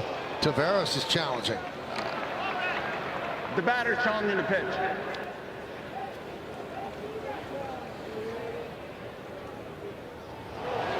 And he's wrong. The call is confirmed. The batter is out. Baltimore has 1 challenge remaining. Tavares is pretty sure he was taking off his shin guard, getting ready to walk down to first base with the walk. It wouldn't make sense to really to walk towards the dugout, would it, if you challenged? Yeah.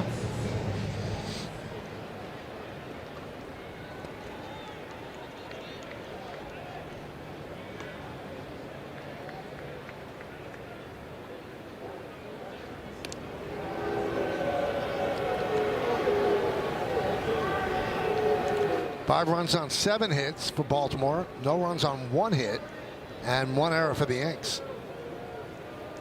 Mayo an RBI double. And then he flied out to left.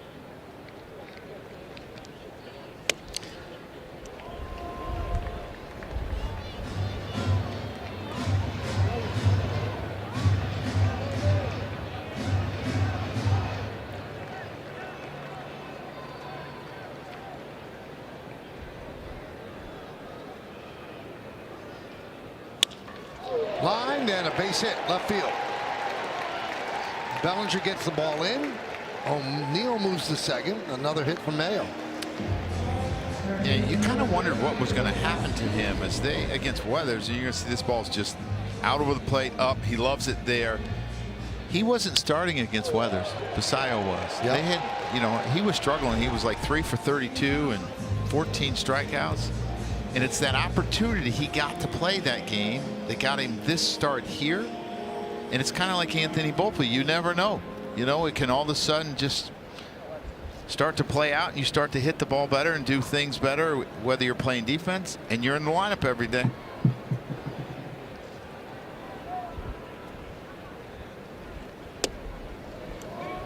One and 0 on Wilson. He's got 40% of the RBIs they have in this series. He got 4 of the 10.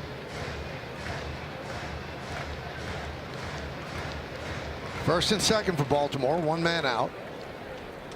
Yarborough in for Blackburn, who came in for Fried. Hit sharply and through for a base hit.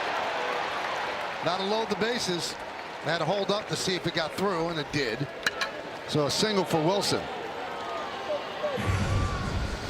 Yeah, another ball up in the zone. He's either got to get higher than that or down to get some weak contact and some ground balls, and he could really use one here off of Blaze Alexander, who runs really well.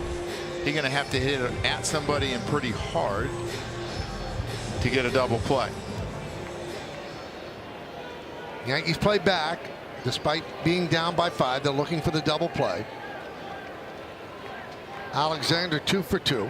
Bunt single and then more of a regulation single to center field. Also has a stolen base. He scored twice.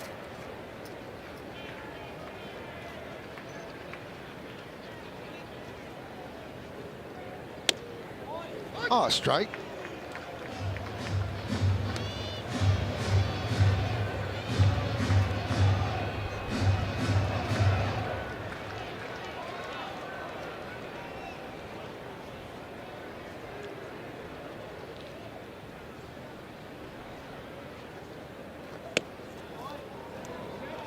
Missed upstairs.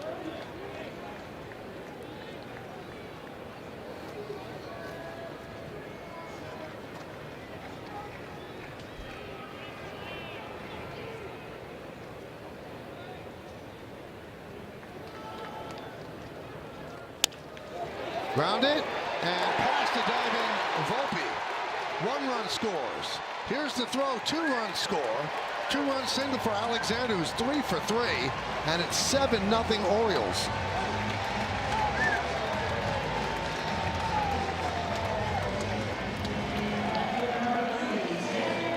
Yeah, Blaze Alexander has had some kind of day. Was 0 for 3 the first night, but this is not a bad pitch. He gets the ground ball. He just doesn't get it at someone. It's just out of the reach of Volpe. Cody comes up, makes a strong throw, but again, pretty good speed by Mayo there. Just out of his reach. Now it's 7-0.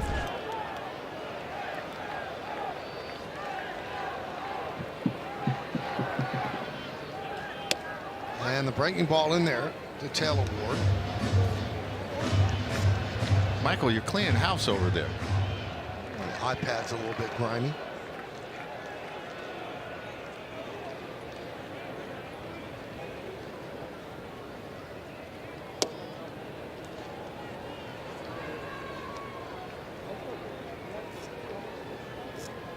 Ward had 2 hits last night. That snapped an 0 for 19.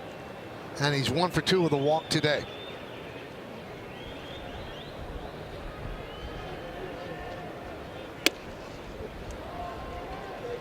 Two and 1.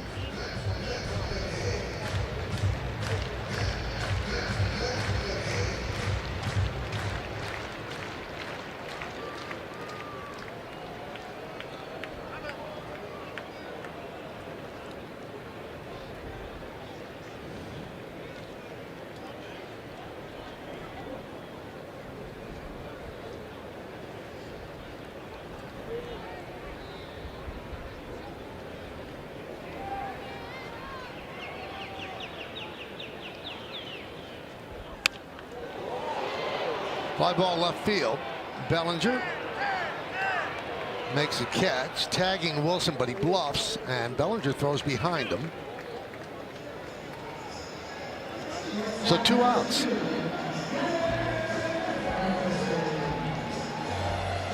Orioles have 10 hits, but Henderson has not joined the party. He's 0 for 3. 0 for 11 in the series. And he is on that infamous interstate.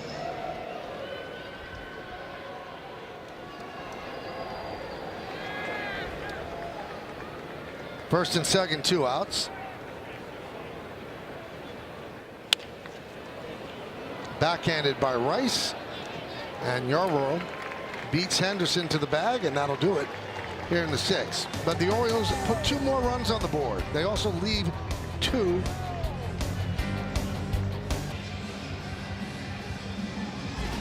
Round 2 of the NBA playoffs continue Friday on Prime Video with a pair of make or break Game 6s. First, it's the Pistons and the Cavs at 6:30, followed by the Spurs and the Wolves at 9:30. The NBA playoffs Friday. It's on Prime. Keegan Aiken will take over for Kyle Bradish. And the first pitch is fouled back by Bellinger to start the 7th. Keegan Aiken, fastball, changeup, slider in that order. His fastball stays on plane because he's the low arm angle, works really fast. You got to slow him down.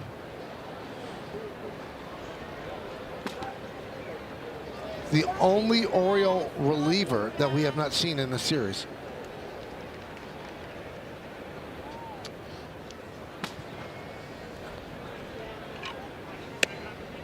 One and 2.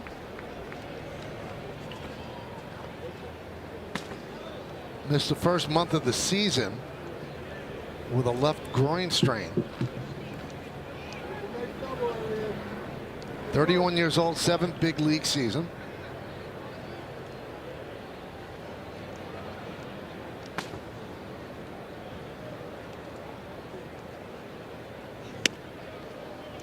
Two and 2.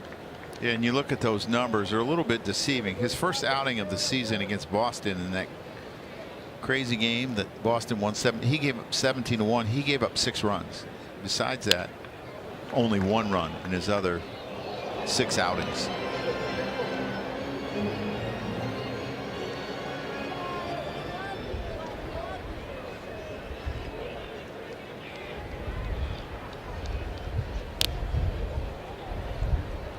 Still 2-2. And that one looked like it got off the tip of the glove of Adley Rutschman, and it's almost like it's jamming your fingers. Even though you're protected by the glove, that really hurts.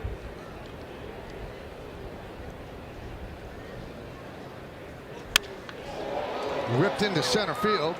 Tavares is there. One down.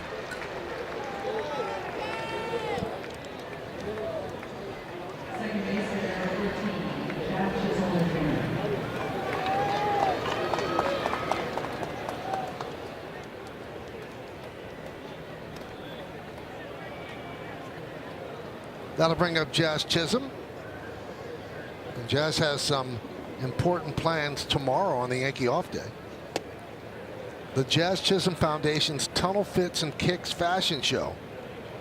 He will host his annual Tunnel Fits and Kicks fashion show tomorrow at Nebula NYC. And the evening will kick off with a star-studded red carpet, followed by a VIP cocktail reception. I know I'm a little old and I'm out of touch with some things. What are tunnel fits? Well, I know what kicks are. Well, that's what. Well, fits are good clothes. But why tunnel? I guess we're going to have to mic up Jazz and ask him. I don't know if he's in the mood right now. Guys, maybe like bridge and tunnel crowd, you know, tunnel fits, maybe? Yeah, I was Going thinking that, but you know, Joe wants answers. Ground ball, Alexander. 2 down. Yeah, that's an issue that I have. I have to have answers and reasons. And it bothers me when I don't. And it bothers me when I can't provide them for you.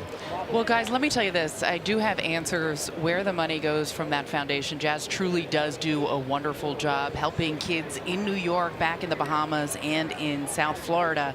Last year, they raised enough money to put a lab in a local elementary school in the Bronx. And this year, they are trying to raise enough money to provide a music studio. How cool would that be? Very nice work.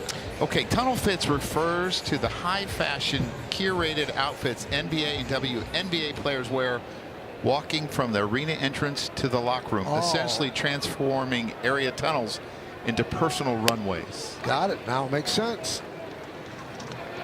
Ryan Rucco would have known that. Probably, yes. Yes.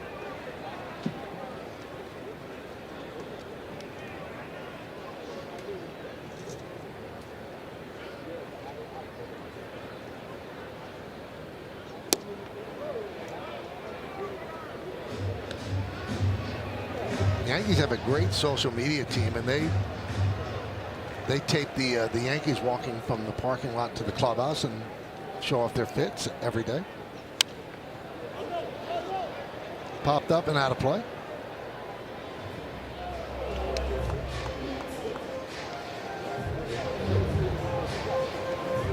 Yeah, the old stadium, we used to walk through the gauntlet. Yep. Out to your cars, between 2 barricaded sides, through the fans. Don't have a bad day. Popped up. And Henderson puts it away. The Yankees go down in order. It's time for the 7th inning stretch.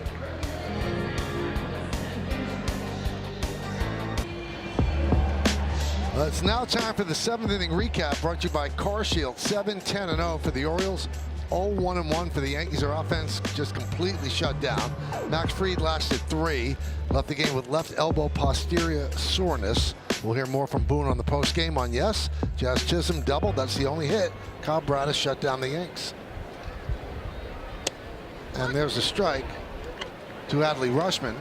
He has 3 ribbies on the game. Hit a home run just off the leaping try of Spencer Jones in right field, right off the tip of his glove. Would have been a tremendous catch.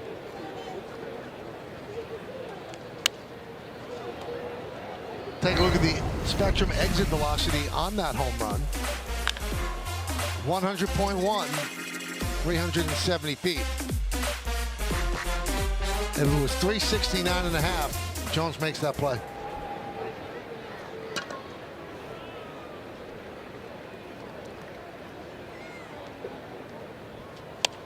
Served into right field and caught there on the back pedal by Rice for the first out. Ball's not carrying to first base very well today. No, it's not.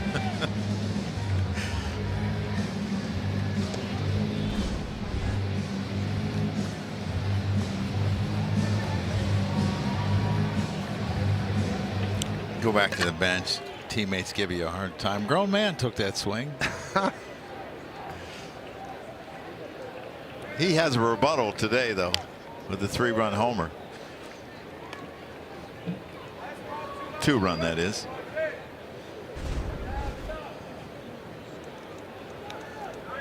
Pete's walking around. He's in some pain after that foul ball. Hit it off his back leg. He has no protection there, no guard on the back leg.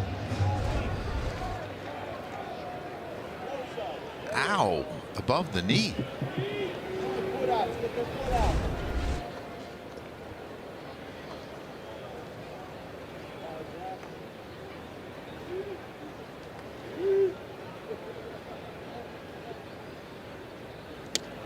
Pete has great power, we know that. But one ability he has, which is an ability that not a lot of people around sports have. He posts every day. You don't have to worry about writing his name in the lineup. You don't have to worry about load management. He wants to play every single day. And he's healthy enough to do it. Well, some people say that's the greatest ability, is your availability. And it's a treat to have guys that you can just pencil in there every day and you don't worry about them.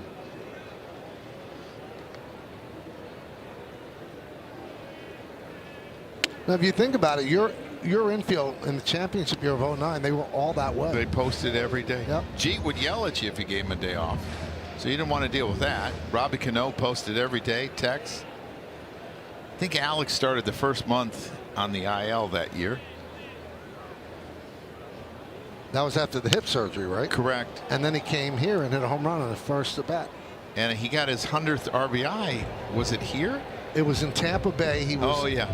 7th inning, you're going to take him out, and he was 2 home runs shy of 30 and 100, and 7 RBI shy. Hit a 3-run home run and a grand slam. It's a good thing I didn't take him out.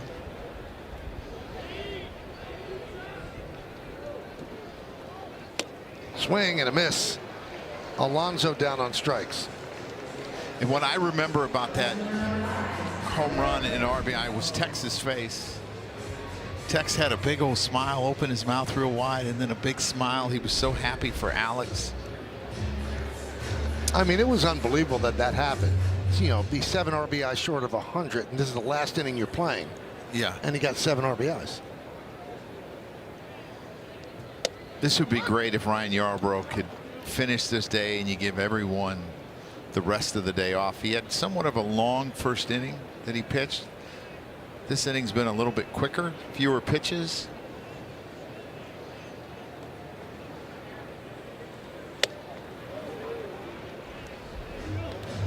Oh, 2 on O'Neill. O'Neill has walked twice and struck out. So no contact afternoon.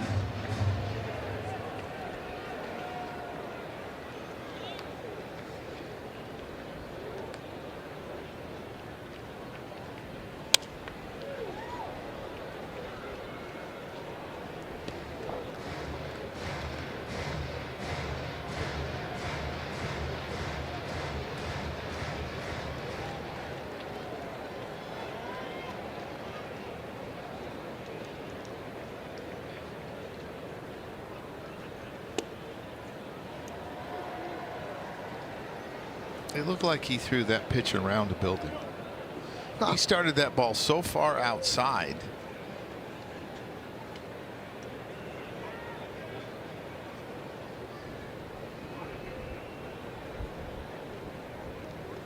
Swing and a miss. Good inning for Yarbrough as he retires the Orioles in order. We'll go to the 8th inning. Yankees are down by 7.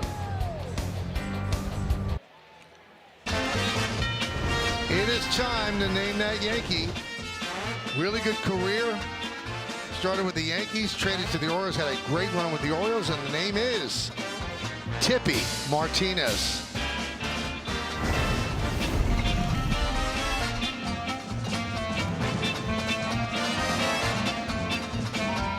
Solution. He was tough against lefties, had a great move. And here's a famous base hit by Bobby Mercer. Billy Martin did not pinch hit for him. This is the day after Thurman Munson's funeral. And Bobby hit one down the left field line to win the game. Tippy Martinez is the answer. Orioles lead 7-0 as Spencer Jones fouls it back against Dietrich Enns. Traded by the Yankees to the Orioles in '76 with Rick Dempsey, Rudy May, Scott McGregor, and Dave Pagan. Picked off 3 runners in 1 inning. Only time that's happened in Major League history. 499 relief appearances with the Orioles. Who did they get in return? I think it was Ken Holtzman. Another lefty. And did you notice he didn't play in 1987? No. Yeah, no one in 1987 must have had an injury. Here's the whole trade. Wow. Doyle Alexander, Jimmy Freeman, Elrod Hendricks, Ken Holtzman, and Grant Jackson. Grant Jackson was important in that bullpen too. It's a big-time trade between division rivals. Elrod Hendricks, longtime bullpen coach here. I met his son at Wake Forest. He works for the Wake Forest baseball program.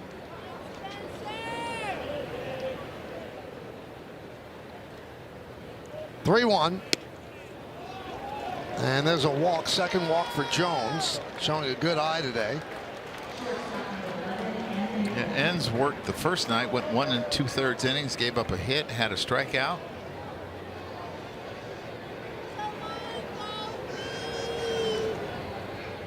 Yankees have some ground to make up. They're down 7-0 here in the 8th inning. Here's Volpe, 0 for 2.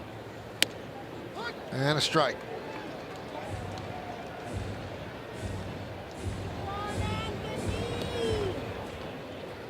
Good numbers for Dietrich Enns.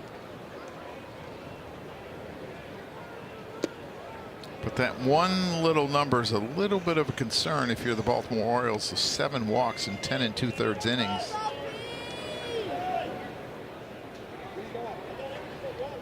Eventually they catch up to you. 1-2.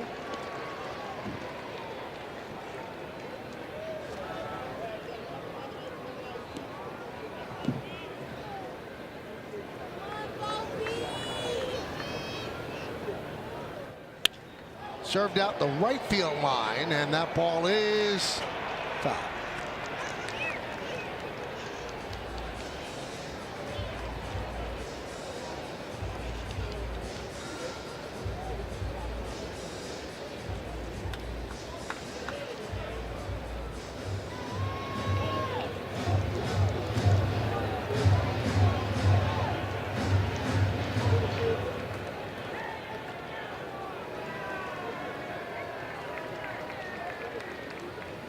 And the pitch.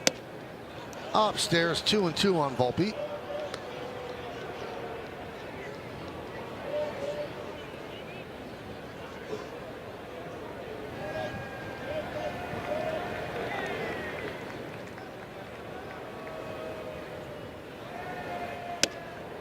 And he's worked the count full. Yankees obviously need base runners.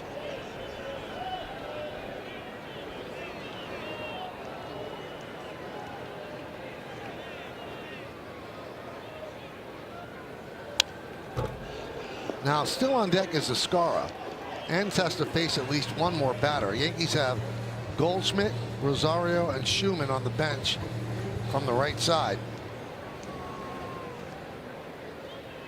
Well, this is where you would pinch hit if you're going to pinch hit Goldschmidt at any point. Popped up on the left side. Henderson puts it away. And they are going to allow Escara to hit. Well, he has hit left-handers this year. As I said, he's .545 against lefters. It's not left-handers. It's not a lot of at bats.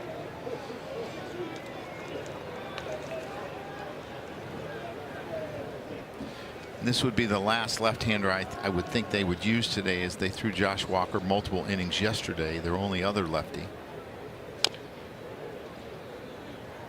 0-1.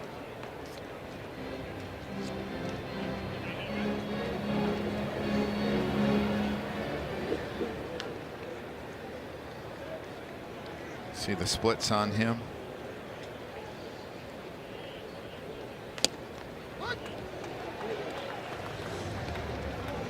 Oh, and 2.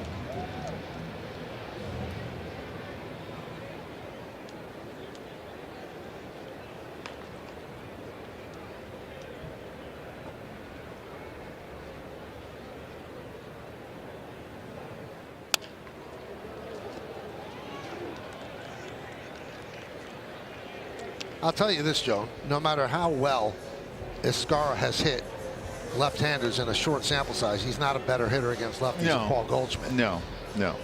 So, I mean, maybe Boone sees the score and says, I'd really rather give Wells 2 full days off. Yeah, I think that's a possibility. You see Goldie's ready. But sometimes you feel like a guy just needs a couple days off to rest his mind. Well, in all likelihood, he's not going to be used today because that was a shot. Yeah, but I could see him pinch hitting somewhere if they get back down the lineup late in the game. Line? Let's see if they turn it to 2. They do. 6-3 line double play. And that'll do it in the top of the 8th inning. 7-0 Orioles.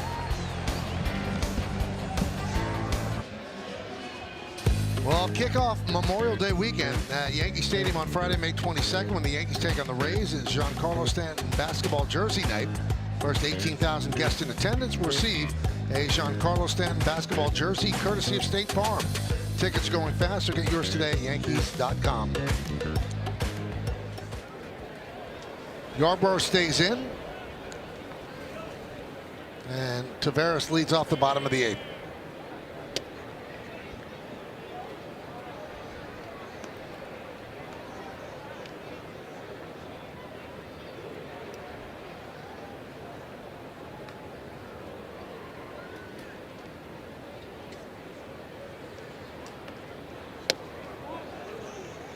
One and one.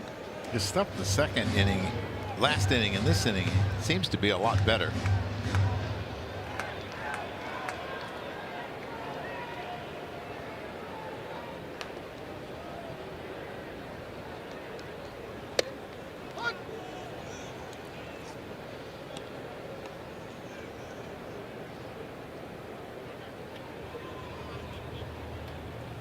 Ynier Cano heating up. Will face the top of the Yankee order, Grisham, Rice, and Judge.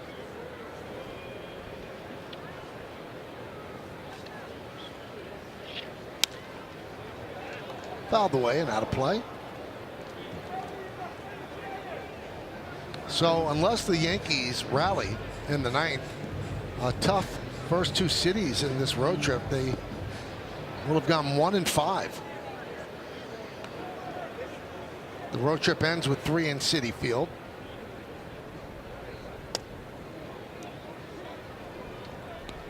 And for the most part, they pitch pretty well. Yeah. For the most part. Offensively, it's been a little bit of a struggle, but that happens. I mean, it happens to all teams where you go through. You're not quite as good as when you're at your best. And you just got to grind through it and ride through it and understand that it's going to turn.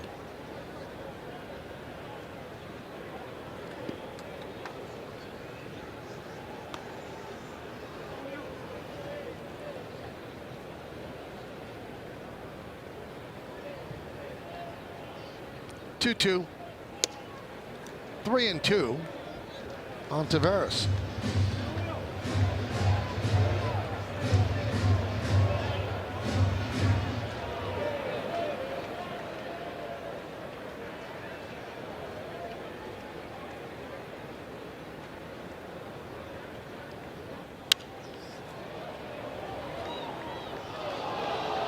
It's pitch number 40 for Yarbrough, and as I said, you would love for him to finish this inning to give some guys some days off.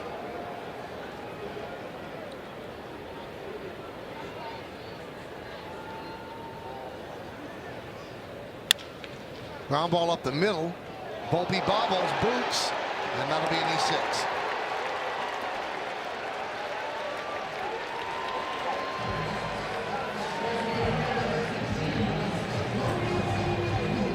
if this ball came off the lip of the grass and took a higher hop than he thought it was going to. I don't think so.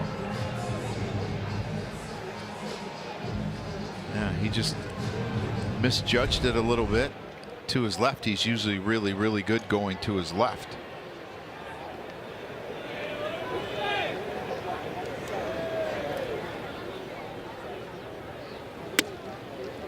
Up and away to Kobe Mayo. So Yarborough's high mark was on 4/16/38, on 4/24/37. Probably try to keep him 50 to 55.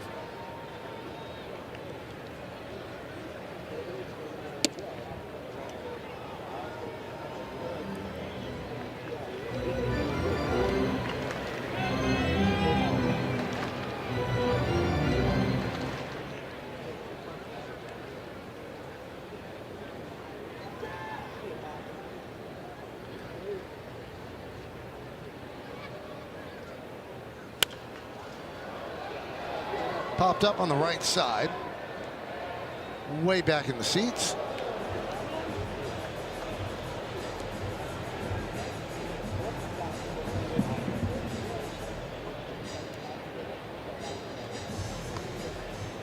Yankees with just one hit. The double by Jazz Chisholm.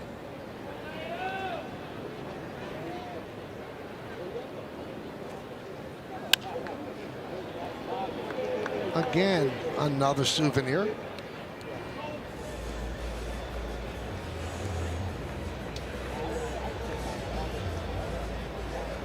At Memorial Stadium, the old ballpark, had a PA announcer, Rex Barney. Every time a ball went into the crowd, he would say on the PA system, "Give that man a contract."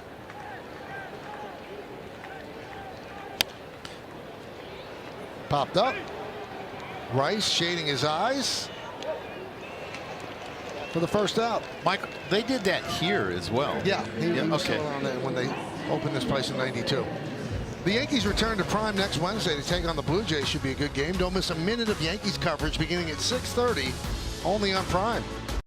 Yeah, because that was the first time I heard it was in '96 when we came here. His name was Rex Barney. I believe that was his name. Former player.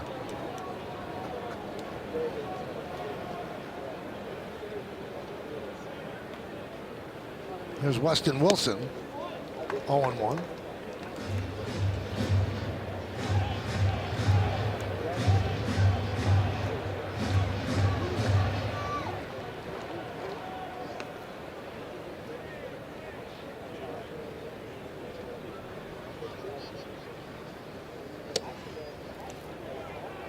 One and one.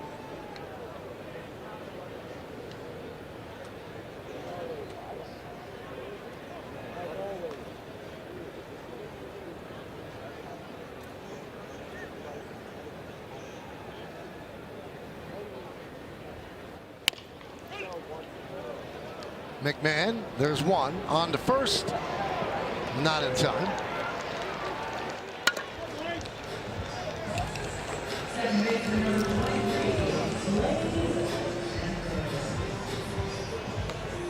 They are right at the number that they don't want to go too far over for Yarborough. Now they don't have anybody up, so they must feel comfortable with him giving them a little more. And you wonder if because of his arm angle, it's a little bit easier physically. He doesn't throw really hard.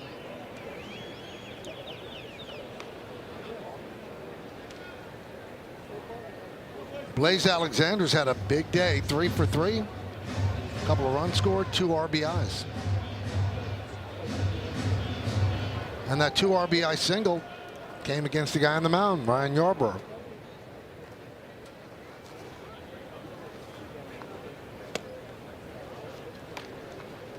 One and 0.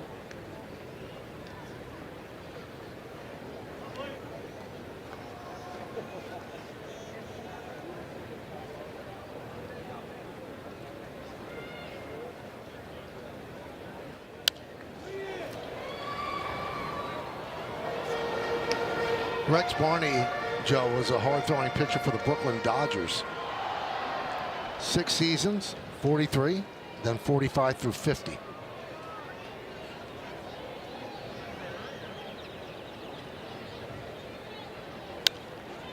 1-2. I wonder if he heard that statement, give that man a fan a contract like in the minor leagues or something when he was playing, and brought it with him, or if it was his own. It was pretty neat. Yeah.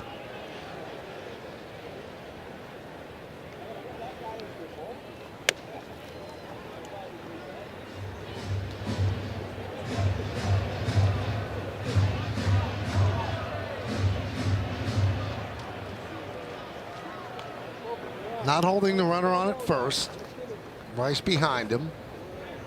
2-2 count on Blaze Alexander.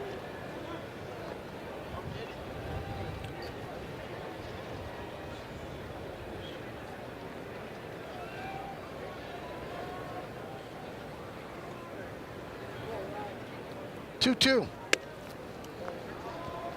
3-2.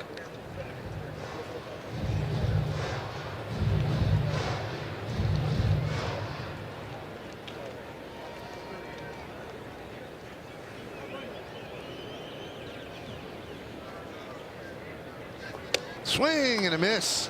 That'll do it. One more note on Rex Barney. Also pitched a no-hitter against the Giants.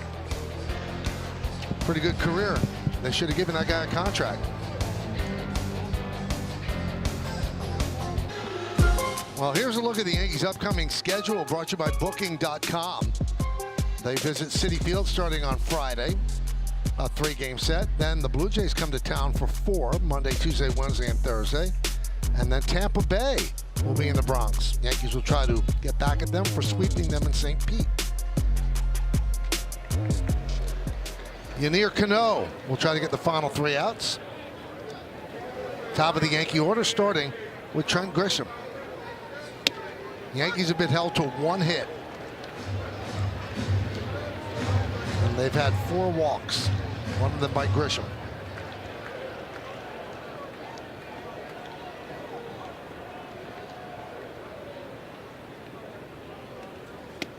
Cano, who was really effective for the O's in 23 and 24, had a rough year last year, Michael, and it seems like they're giving him some softer landing spots to get him going. He's pitched really well. The last 5 or 6 games he's been into before today, they were losing. He pitched yesterday. Got a really good sinker and a good split, but he doesn't have the 97-98 that he used to have.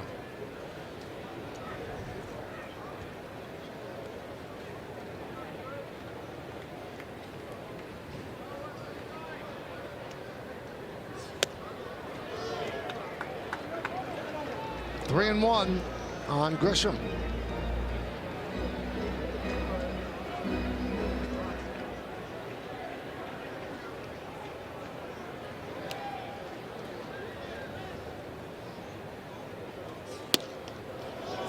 And there's ball 4.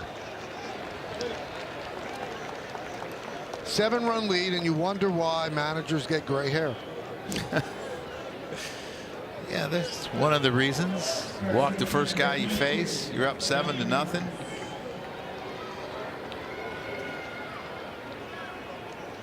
Yankees looking to stage a 9th inning rally. Here's Ben Rice. Struck out twice and walked.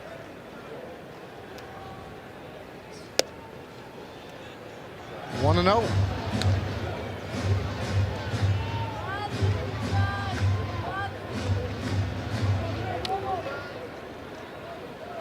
Before that, 19 games this year, he had only walked 1 hitter.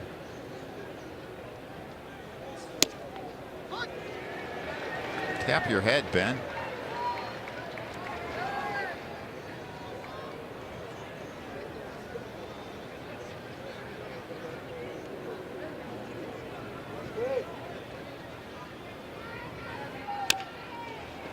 Chop slowly, first base. Alonso tags Rice on the way by. Moving to second is Grisham. Yeah, that's a tough throw, and Cano kind of got in the way, and he had to kind of run through him to tag Ben Rice. Cano didn't get to the bag either. Pretty good play by Pete, actually. Lucky Ben didn't get hurt. You're going to see Cano get in the way here. He goes and gets it, and then he just kind of stops running when he sees Pete running for the bag. Gets in his way, still get the out. Aaron Judge 0 for 3. Runner at second, 1 man out. Gunnar Henderson fields and gets Judge as Grisham moves to third. Yankees down to their final out.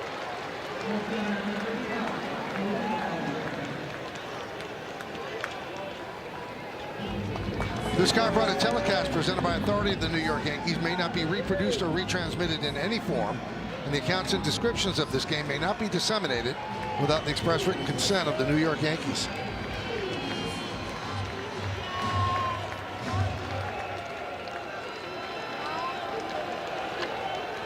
Here's Bellinger. And this should do it. The Yankees get 1 hit, and they lose this one 7-0. They lose 2 out of 3 in Baltimore, and they've hit a little bit of a rough patch right now, Joe. They've lost 5 of 6 on this road trip. Yeah, offense comes and goes. Pitching has to remain constant, and they just have not had a good trip offensively. There are a number of guys that were 0-4 in Baltimore. They only had 5 base runners, 1 hit, and 4 walks. Hard to score runs. All right, Joe, it's time for the Mazda player of the game. Well, that's Kyle Bradish. He was outstanding today. 6 innings, allowed 1 hit, 3 walks. His curveball was fantastic. He had 7 strikeouts, and you're going to see a number of them here. The good hard sinker to Aaron Judge, and then the curveball to Anthony Volpe. His last 2 outings, he's went 14 innings and struck out 17 hitters. Picked up his 2nd win. Fried took his 3rd loss. Time of the game 2:40. Fried left with left elbow posterior soreness, and we'll find out more on the Yes Network postgame. Special thanks to producer Troy Benjamin, director Dan Barr, Mike Webb, and the executive producer is Jared Ames Boschnack. Don't forget to join us again next Wednesday when the Yankees host the Blue Jays from Yankee Stadium in the Bronx. Coverage will begin at 6:30 p.m. on Prime, with first pitch coming just after 7. For more coverage of tonight's game, well, tune into the Yes Network for the WB Mason post-game show. Once again, the final score from Baltimore, the Orioles 7, Yankees nothing. For Joe Girardi and Meredith Marakovitz, I'm Michael Kay saying see ya from Oriole Park at Camden Yards. Have a good one, everybody. So long.